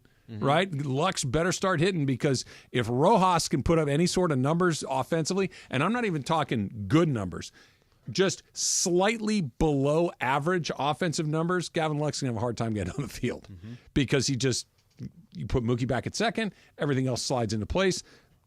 It's going to be so much fun, and it's not going to matter at all come October 3rd. It's just we're already there, right? What are they? 7-2. They lead the league in runs. They're really good. They're as good as we were hoping, at least that I was hoping that they were going to be. And they're going to win 100, 105, 110 games. It's going to be game one of the National League Division Series, and everybody's going to be biting their fingernails down to the nub. That's what we're getting ready to do all over again. You're already in that mental space. No, because they're going to sleep. What would have to happen for them not to be there? I can't even come up with a scenario. They're going to be there. I think it's more they have a journey this year where I think the journey is interesting in the regular season. I don't think there's a question mark of how many. There's never a question, are they going to make the playoffs? Right. I think the journey is Glasnow holding up? The journey is, how does Yamamoto look in 3 months? The journey is, maybe it's a guy like Teoscar Hernandez where you're saying this dude is as dangerous of a bat as anybody else in the lineup. Defense? Like, they're not going to be behind very often either. Yeah. Again, they might in the playoff series because it's better pitching. Block Buehler comes back. What does he look like? It's going to be more of those stories. Those are all questions. You're not wrong that there are a lot of Dodger fans that are basically just sitting back and saying, I don't know. It's just a different year. I actually feel like there's going to be a lot of Dodger fans that are just enjoying the ride this year because Shohei is on the team. Yes, but I agree with everything you said. All of those question marks you're talking about, this player coming back, this guy coming in, how does he fit? All of that for sure, yes. But let's say the season ends. The Dodgers win 110-52. Yeah. Okay? Playoffs start. They lose game one. It's like, hey, guys, what a great ride. Well, Glasnow held up all year long. Hell no. There's none of it matters. It only matters to as far as the day in and day out of the fun of a major league season, which is fun. But once it gets down, Dave is already talking about it. He was talking about it last night, talking about how it's just, our secret sauce is we just show up every night and try to win that night. Great. And you've done it for 10 years. Mm-hmm. Now what's coming? No, the pressure part of it listen, if you're not a Los Angeles Dodger fan, everyone in Major League Baseball is just saying, hey, are the Dodgers going to collapse again? Yep. And it's the truth. So are Dodger fans. So are Dodger fans. It's the same. Now, the emotions are different. As a non-Dodger fan, you're like, they're going to collapse again. As a Dodger fan, it's, oh, my God, are they going to collapse again? It's the same question. It's just different emotional attachment. Because the Dodgers, until they don't collapse, we're going to be holding our breath. 115 wins. Cool. Did you win? That's it. Trying to sell that Shohei ball. Right? Yeah, exactly. People hit us on Twitter. Yeah, did you see the picture of just random Ohtani ball that was hit in against the Orioles? No, I didn't see that. And then it sold for $9,000. I want to know the person that actually put $9,000 and wired to that person. Me too. I feel like I don't really believe that. Me too. Yeah. Me too. I there's a lot of cap in this stuff. Like until something. I'm not. I guess it's not too shocking to me. I don't think it's too shocking. Yeah, because Shohei Ohtani, people who have a lot of money, and I could see somebody saying, I just want that Shohei ball. I know it's it's got to be somebody with random foul ball. It's been in the league for 6 years. The foul ball, yeah, Cap. no, the foul ball. Crazy. Cap. But this home run ball, it's got to be worth something. Something, but I don't know the how much. No way. Okay. No way. I would, if it got into six figures, I'd be shocked. I'm holding on to that bad boy for a little bit. But it's not going to appreciate it. It is what it is, right? It's not. This is like the guy on the phone said. This is going to be its most valuable moment before he hits another. But that makes no sense to me either. I don't agree with that. I don't understand why that would. When a second one gets hit, it didn't. It's not like up. That's not. Yeah. It's still the first one. Right. I don't know. All that stuff is crazy to me. How about the first one in the playoffs? Ooh, that one's gonna be worth something. If it's a walk-off like if he hit one in the to playoffs. win a playoff game, Right. sure. Yeah. If he hit one in a game that they won, 11-6, does it? Who cares? The person that has only the first six one. I'm only figures sold to on the first one. spend, got that 6 figures of extra money to spend by being a presumably smart business person. They have gotten money somehow, and rich people tend to be pretty good with their money. Yes, and but I think there are also people who have money that just, if they want something, they're going to get it. I think sometimes it doesn't have it doesn't have to make sense for them to want it. I think we can all agree that 2 caps, a bat, and an Ohtani picture was not enough. That I know. What do you think? What do you think Rojas's second home run went for? Ew. Dude, he smoked that thing, by the way. I know he did. I like that he hits he's like a lifetime 200 hitter, and he swings the bat like he's Ronald Acuna. He's just up there just letting it rip on every swing. It's terrific. Might as well. Rabbit Hole coming up next. It's Travis and Sliwa, 710 ESPN. All right, breaking news from Pizza Hut. Any medium pizza right now with any of your favorite toppings are all just $12. Any recipe, any toppings, any medium for just $12. We've had the privilege of Pizza Hut bringing in pizza for us really over the last couple of months or so. Fantastic pizza, especially when it's nice and warm. Any medium pizza right now for $12. Order now on the Pizza Hut app or at pizzahut.com. This season on 710, real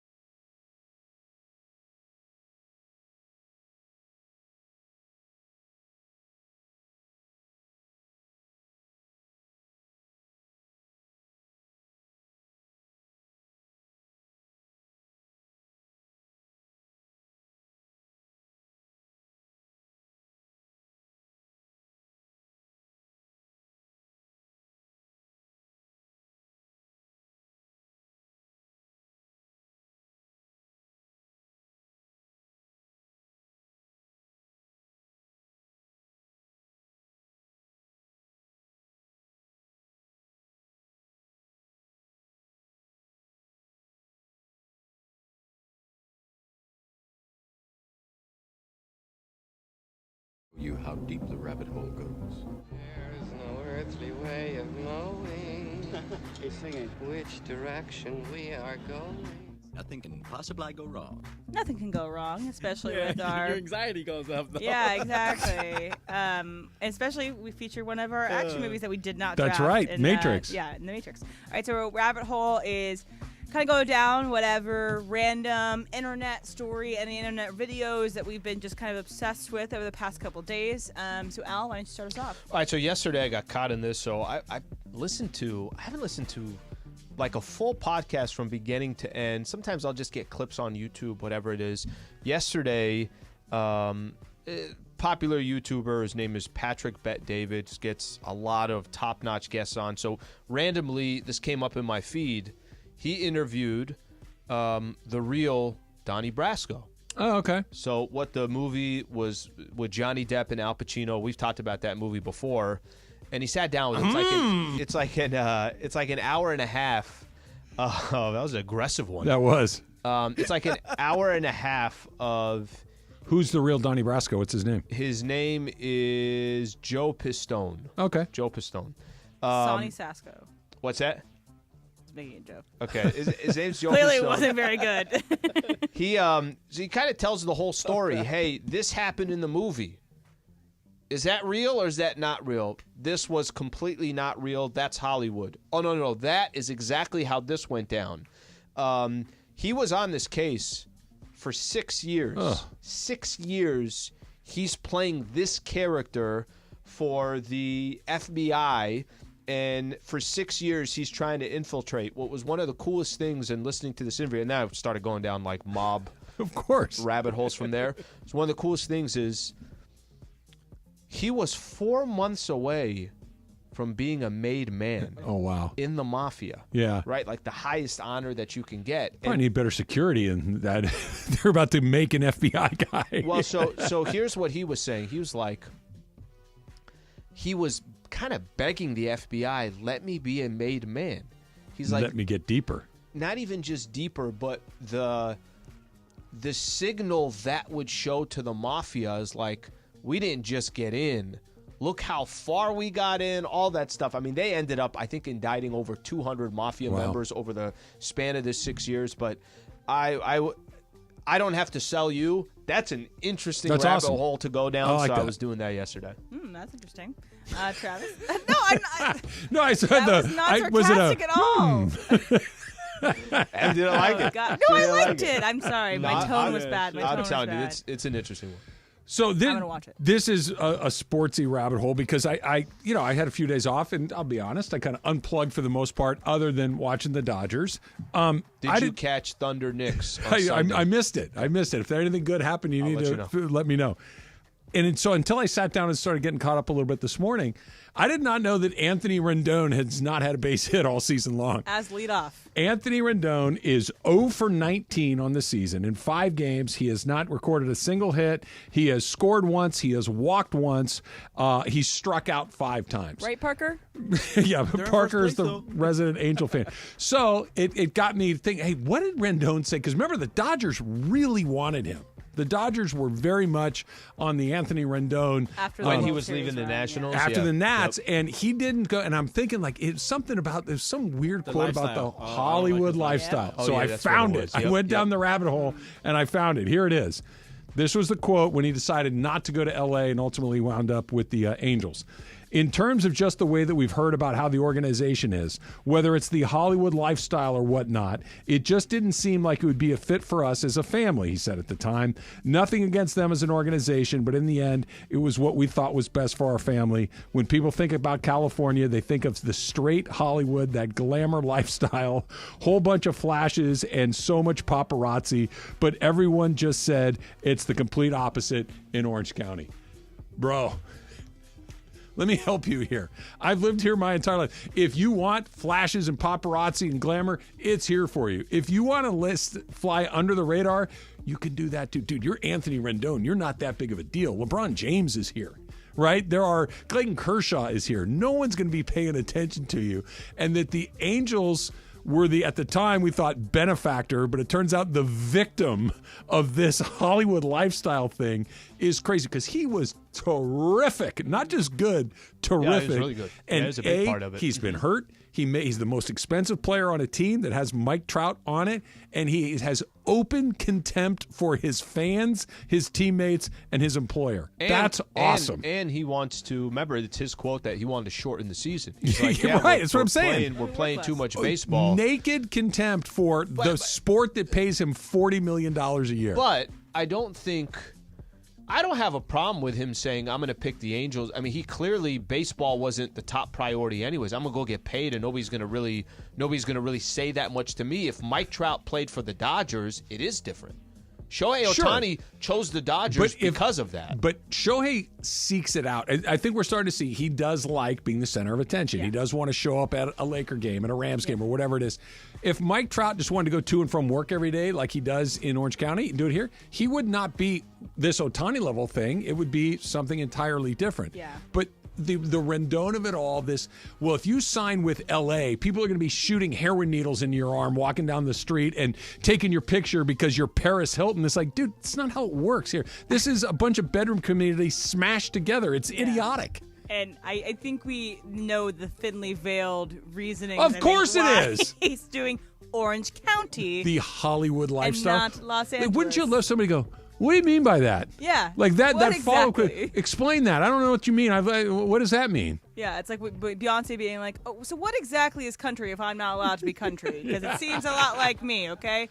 So maybe that's where Anthony Rendon, he really likes country. But also, didn't you know that they're going to give him standing ovations now? Maybe that'll I did see that. I don't know if that. See, Trey Turner signed Trey Turner loves baseball. Trey Turner wanted to do well for the Phillies. Yeah. The Phillies fans are a pretty tough crowd, right? All of those things. And Turner was trying so hard that he just couldn't get on track. And the Philly fans did him a solid, kind of unleashed him. He was great after that.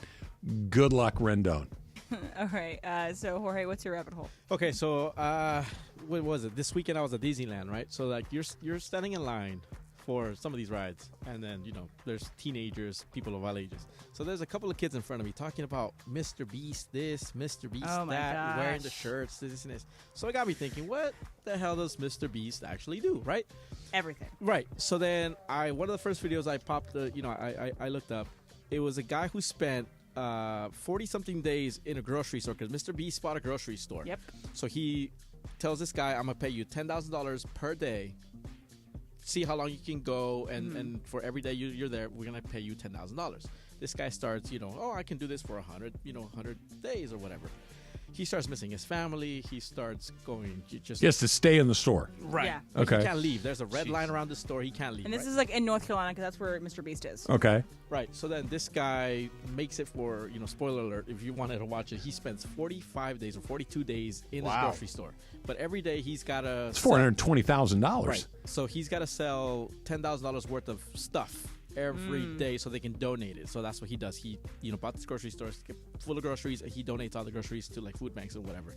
So this guy starts saying, I miss my family. I don't think I can do this anymore. Anything you can think of about doing in the grocery store, this guy did. He inflated a pool.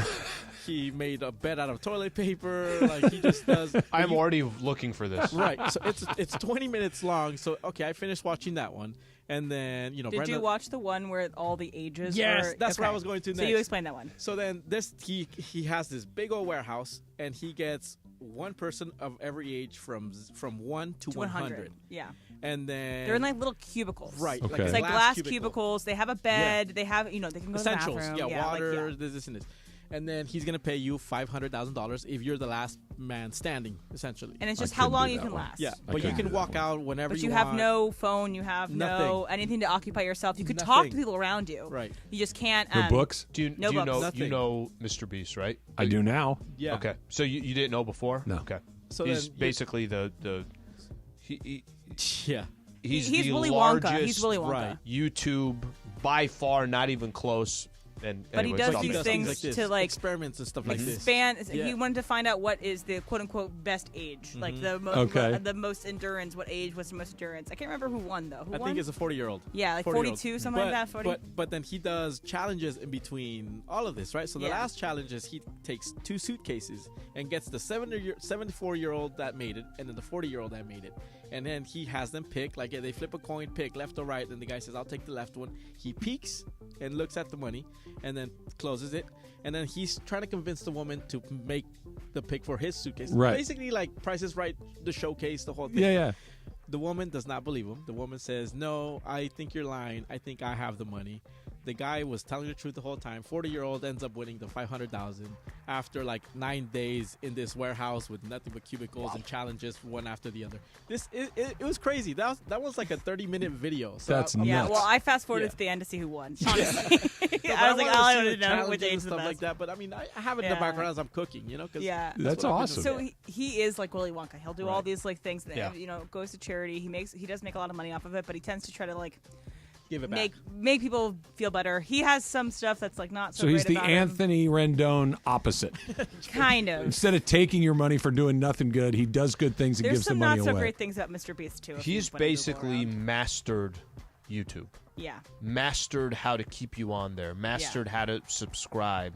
Like the icons, all like of the that. photo image that you can click on The is always the thumbnails. same. The thumbnail, He's mastered The it. only thing that bothers me is his buddies. His buddies, they're just like Annoying? He bothers yeah, me. Yeah, like this. Yeah. I haven't watched him much, but obviously He's I know who he is. His very buddies annoying act- to me, but I understand Yeah, like why he's big. His buddies act like they, run the joint. It's just Yeah. like, no, dude, you're just his buddy. You picked a good love- friend. Yeah, exactly. Yeah. It's just the way they act. I'm just like, you could do better without this guy, but sure. Yeah, he Mr. Beast. he also bought a patch on the Charlotte Hornets. Like, Oh, really? yeah, that's he's right. he's that's very right. very wealthy, No, the influential, brand especially in is that area. Yeah, the brand is And different. he also he has had an influencer on Keith Lee before, and like got a little pouty that Keith Lee didn't like Mr. Beast's thing. He just seems like someone who gets a lot of yes people around him, but he is very successful. So shouts out to you. But I What wanted was to see yours, what it Em? was like. So my rabbit hole is one that actually helped me get.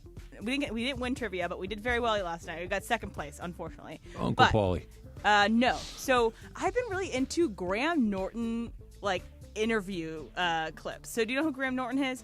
So he hosts. If you don't know who he is, he hosts a kind of interview style show in BBC in England, and he basically has all these people there, like 4 or 5 people on a couch. Oh, yeah, and they yeah. share their Yep. stories together. They share. Basically, he kind of tries to direct them, but they mostly talk to each other. And so you see these celebrities kind of converse with each other. So I'm going to ask you this question and see if you guys get this trivia wise. Okay. So who nearly died because she, as an actress, was in the mouth of a lion on the set of an old Disney movie entitled Napoleon and Samantha? And the reason I knew this is because I watched this clip on Graham Norton. Anybody know? I wouldn't No know, idea. no. And it was the number one click because each question got more obvious of Yeah. who this person is. Jodie Foster. Jodie Foster was 9 years old and nearly died in the mouth of a lion on the set of Napoleon and Samantha. So anyway, it kind of got me onto the Graham Oh Norton my gosh. interviews, and they're always really interesting to me. And I like hearing other celebrities kind of call each other out, be like, "Oh no, I was at this party too," and like, "I know you didn't say that." Like, I really liked that atmosphere, and they're kind of some people kind of like flirty with each other and stuff, which is always interesting to me. So, Graham Norton interviews, and then my version of Pro Baseball Reference is IMDb. Oh, yeah, I 'Cause get I will that. get an IMDb and I'll find who's connected to whom. I have a rule for myself sometimes. I have to be like, I have to get 20 minutes in the show without looking up anybody in the show. And, I love yeah. IMDb. So that's where I kind of get on. It's not as in high usage as my baseball reference, but I'll see somebody in an episode. I'm like, where I know that guy. What else has he been in? And I need to figure out that it was a episode of Welcome Back, Kotter from 1979. And I'm like, oh, that's where I know him from. Yeah, it helps me with this game I have. It's almost like 6 degrees of separation, and you have to get connect, say, Jodie Foster and Tom Holland, and how you do that. So IMDb helps. Kevin Bacon. The Dump coming up next. It's Travis and Sliwa, 710 ESPN.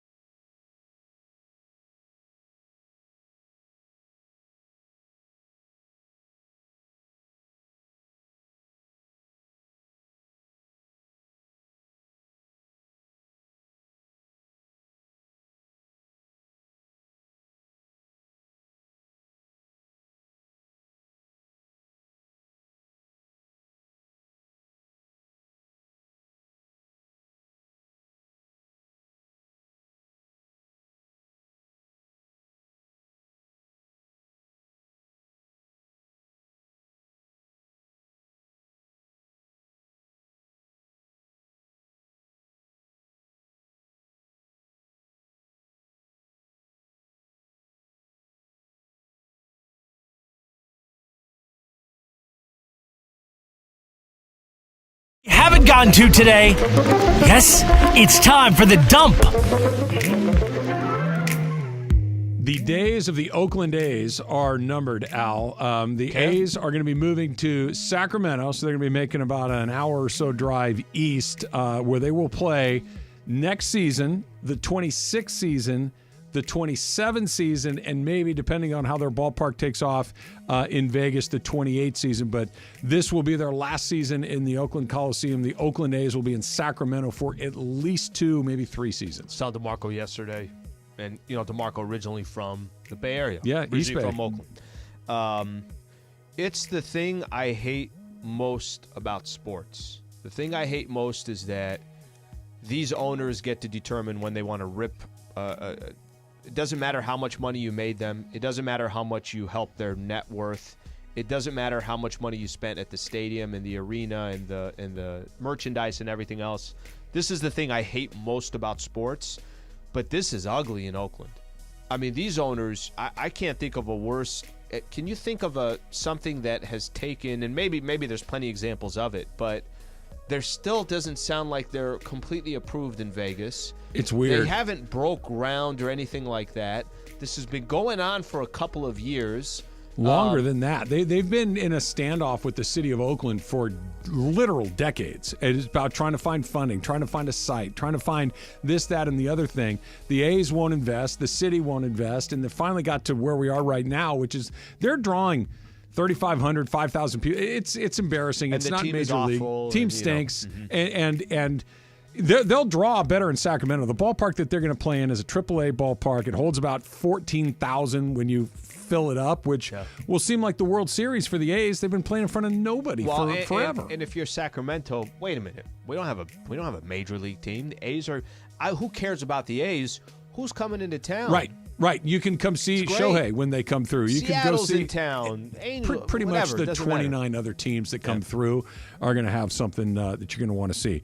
I saw this a couple of different places. There's a story that's going around that is claiming to quote somebody as a friend of Tiger Woods, who says that Tiger Woods is very locked in. He's trying to eliminate distractions prior to the Masters, which begins next week. Of course, Tiger Woods has won the Masters multiple times. It's his most recent major. He won that in 2019. And then including the distractions that he has eliminated is he has eliminated sex to avoid any potential distractions, which led to the entire internet breaking simultaneously with the same joke. Tiger was winning all of his majors when he was doing the opposite of that. When he had as many girlfriends as you could possibly think of, he was winning everything in the world. So this, not that the best strategy, I think. It just seems he's trying something different for different people, right? What may eliminate for you, I need to do an excess, and we've seen Tiger in excess in this, and he's not in a relationship as far as I know. Knock yourself out. Go win another major. And maybe he just needs to get his mind off of things. Maybe he's just too focused on trying to get his comeback. Weren't we just talking about the Olympics and what they're going to do in Paris, right? Yeah. Where they're, let's just say that's not going to happen. These are also the greatest athletes in the world that are, maybe it helps you, maybe it doesn't. We'll find out. Like you said, you got. Here's the thing. This is why that story is highly, highly suspect to me. Have you ever heard Tiger Woods' friends quoted ever? No. Unless they're already out of the Unless they're out of the loop, right? And that this friend is quoted, and that's the quote that's given. Maybe it was an April Fool's joke a couple days late. Someone told somebody. Maybe. But it was posted today, so front office sports, get on it, guys. So it was today in 1974, April 4, 1974. Hank Aaron tied Babe Ruth by hitting his 714th home run. That's not the one where the two hippies run out of the stands and pat him on the back, and Craig Sager's in the scrum at home plate. Tom House catches it in left field. This is the one right before that, also against the Dodgers. Against the Dodgers? Mm-hmm. And I like that on opening day. Like, you didn't even wait around. You're just going to rip it away right away. He was pretty good. And also, I mean, it's kind of crazy, too, that you wouldn't have done it the year before. It would be oh basically my gosh. 2 away from breaking. Yeah. I was looking. I mean, you do this a lot. We talk about it with Wilt records, that there's all these records that are out there, and typically it's Wilt Chamberlain, and it's if there's a list, Wilt's on it. There's a list, Wilt's on it. Actually, Michael did this 2 weeks ago. I guess Domantas Sabonis had a record of 50-something straight, double, whatever it was. I forget exactly what it was. And he's like, but it said before the NBA-ABA merger. and he had 50-something, and Wilt was in the 200-something. And Michael lost it in the pregame. He's like, why did nobody mention this? Wilt's this. I'm like, Michael, Wilt doesn't count. Just like trying to add fuel to the fire here. But there's obviously a lot of these, too, where you look at some of these records, and every time Shohei's doing something, it's like, oh, well, Babe Ruth did this, or Hank Aaron. There are a very small list of guys like that. Wilt's one of those guys. Today, 1983, NC State beat Houston, a team that included both Hakeem the Dream and Clyde Drexler. They won the national championship 54-52. Lorenzo Charles basically plucked an air ball out of midair and stuffed it in as a buzzer beater. It's a great Jim Valvano moment where he's running around looking for somebody to hug.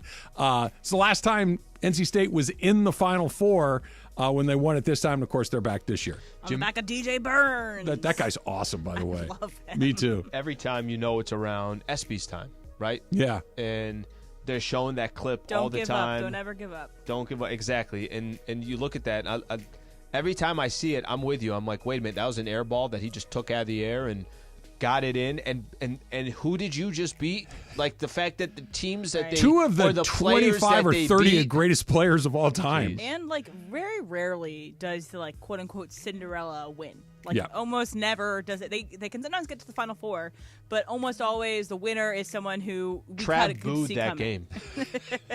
No, because this was back in the day when guys, you actually knew a couple of the guys on NC State. They weren't like powerhouses, but they had to beat some powerhouses to go through it. It's today in 1997 that the Anaheim Ducks clinched their first ever playoff berth.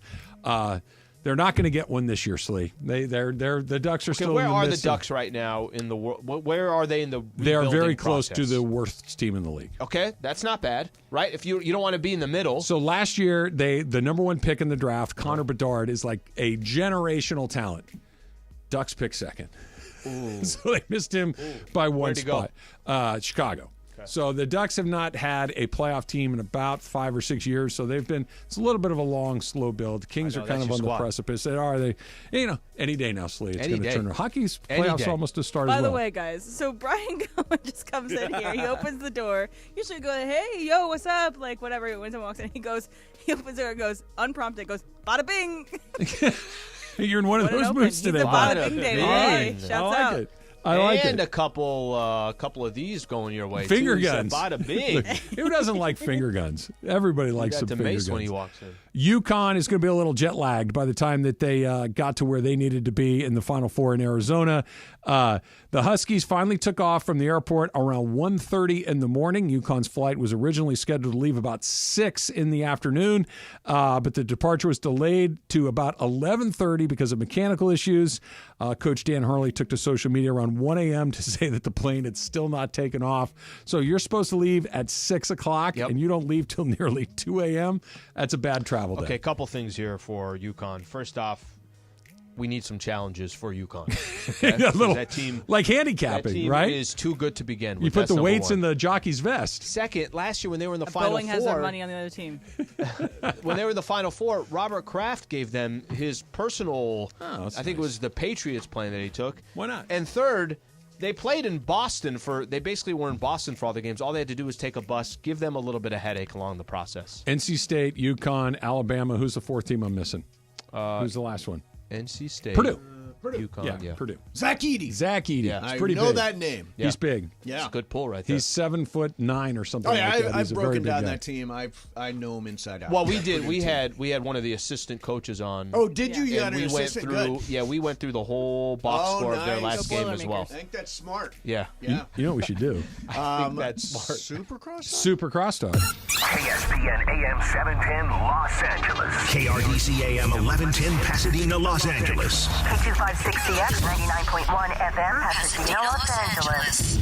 It's the greatest segment in LA sports radio history. Oh my God. When the shows come together for magic on the radio. It will only grow stronger. Super Crosstalk. Are we ready for Mason and Ireland to join Travis and Sliwa? Super Crosstalk begins. Super Crosstalk presented by In-N-Out Burger. In-N-Out. That's what a hamburger is all about. It's time for Super Crosstalk.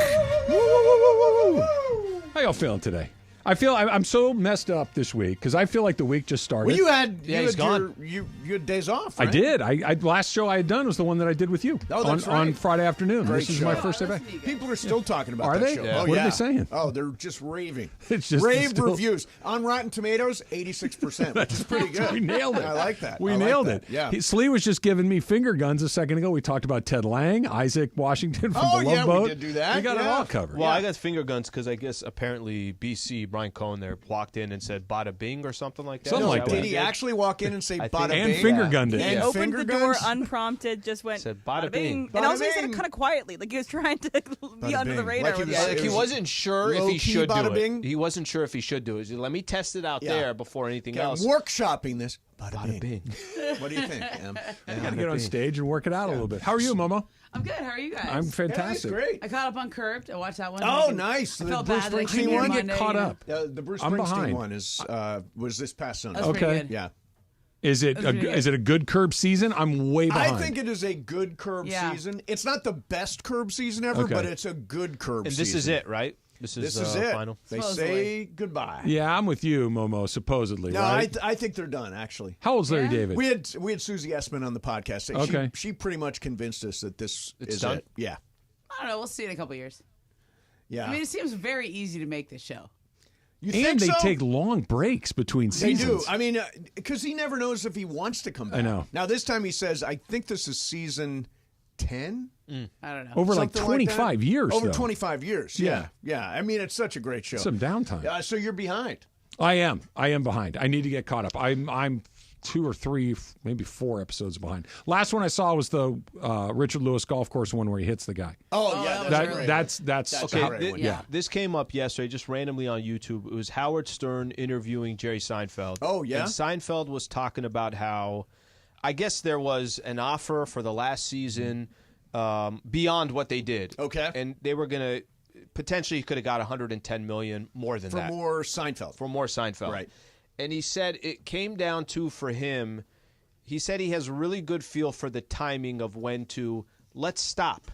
And I don't know if this is the case for Curb or not, but Yeah. he said something to the effect, if you're watching a comedian, there's a comedian out there and he's an hour and 10 minutes and he's just killing it. Yeah.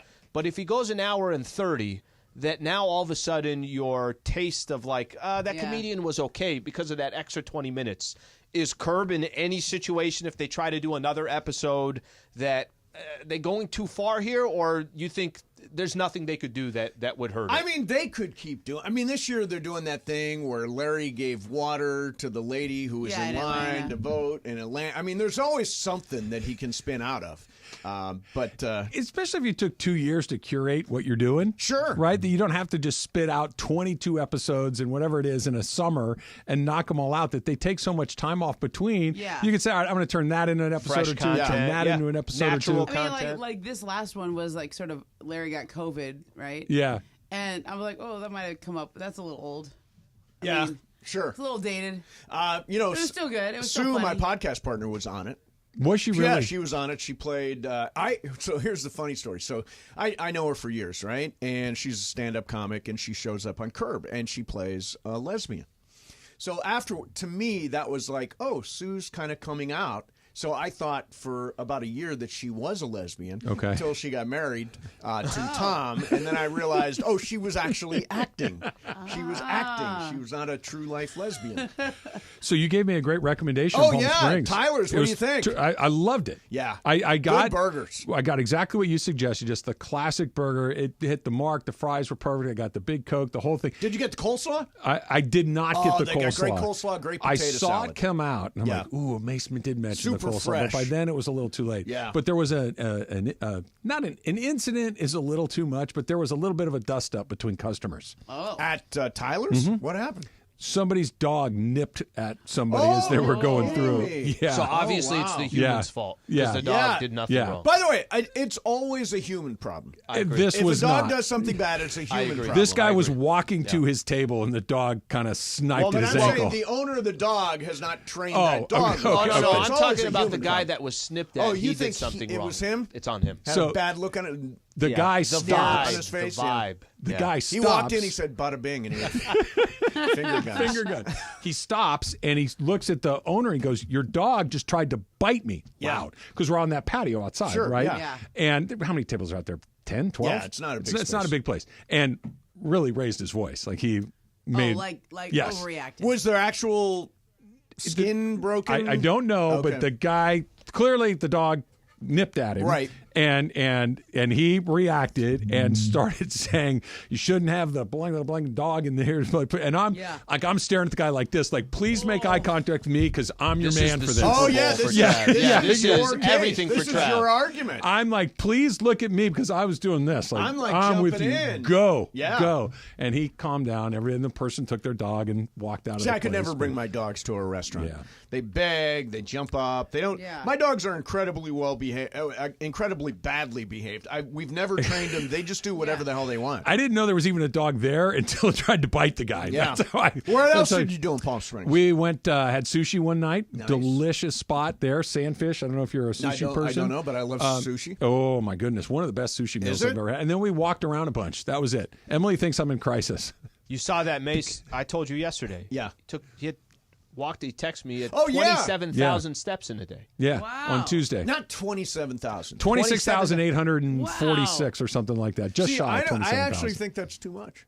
I was You're pretty tired you're the next pushing day. it. I got another 12 the next day. I was ready to Wow, go. you're rolling. Emily get thinks burnt I'm in crisis of an impending empty nest. That's what she thinks I'm worried about. Oh, is that Which, right? Maybe. Might not be super Juan far is off. also on the steps kick. He's Is had. he? Showed me today 13 straight days of 10,000 steps. That's really Which hard to is- do. Which is really good. That's really hard to when do. we were at the whiskey on Friday night. Oh, yeah. How was that? Oh my God, it was so. How much late did fun. you stay?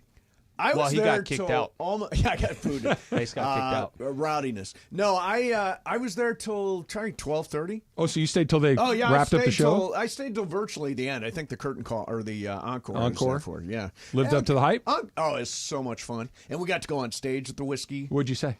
I said, so I hardly said anything. I was really stoned. And Morales and Cappy are out there, and they have the two microphones. I don't have a microphone. Okay. So Morales starts naming off. He said, "Are you ready for Christopher Cross? Are you ready for Kenny Loggins? Gina Vanelli. Are you ready for Michael McDonald?" And then they hand me the mic, and I say, "Baker Street." And that was all I had.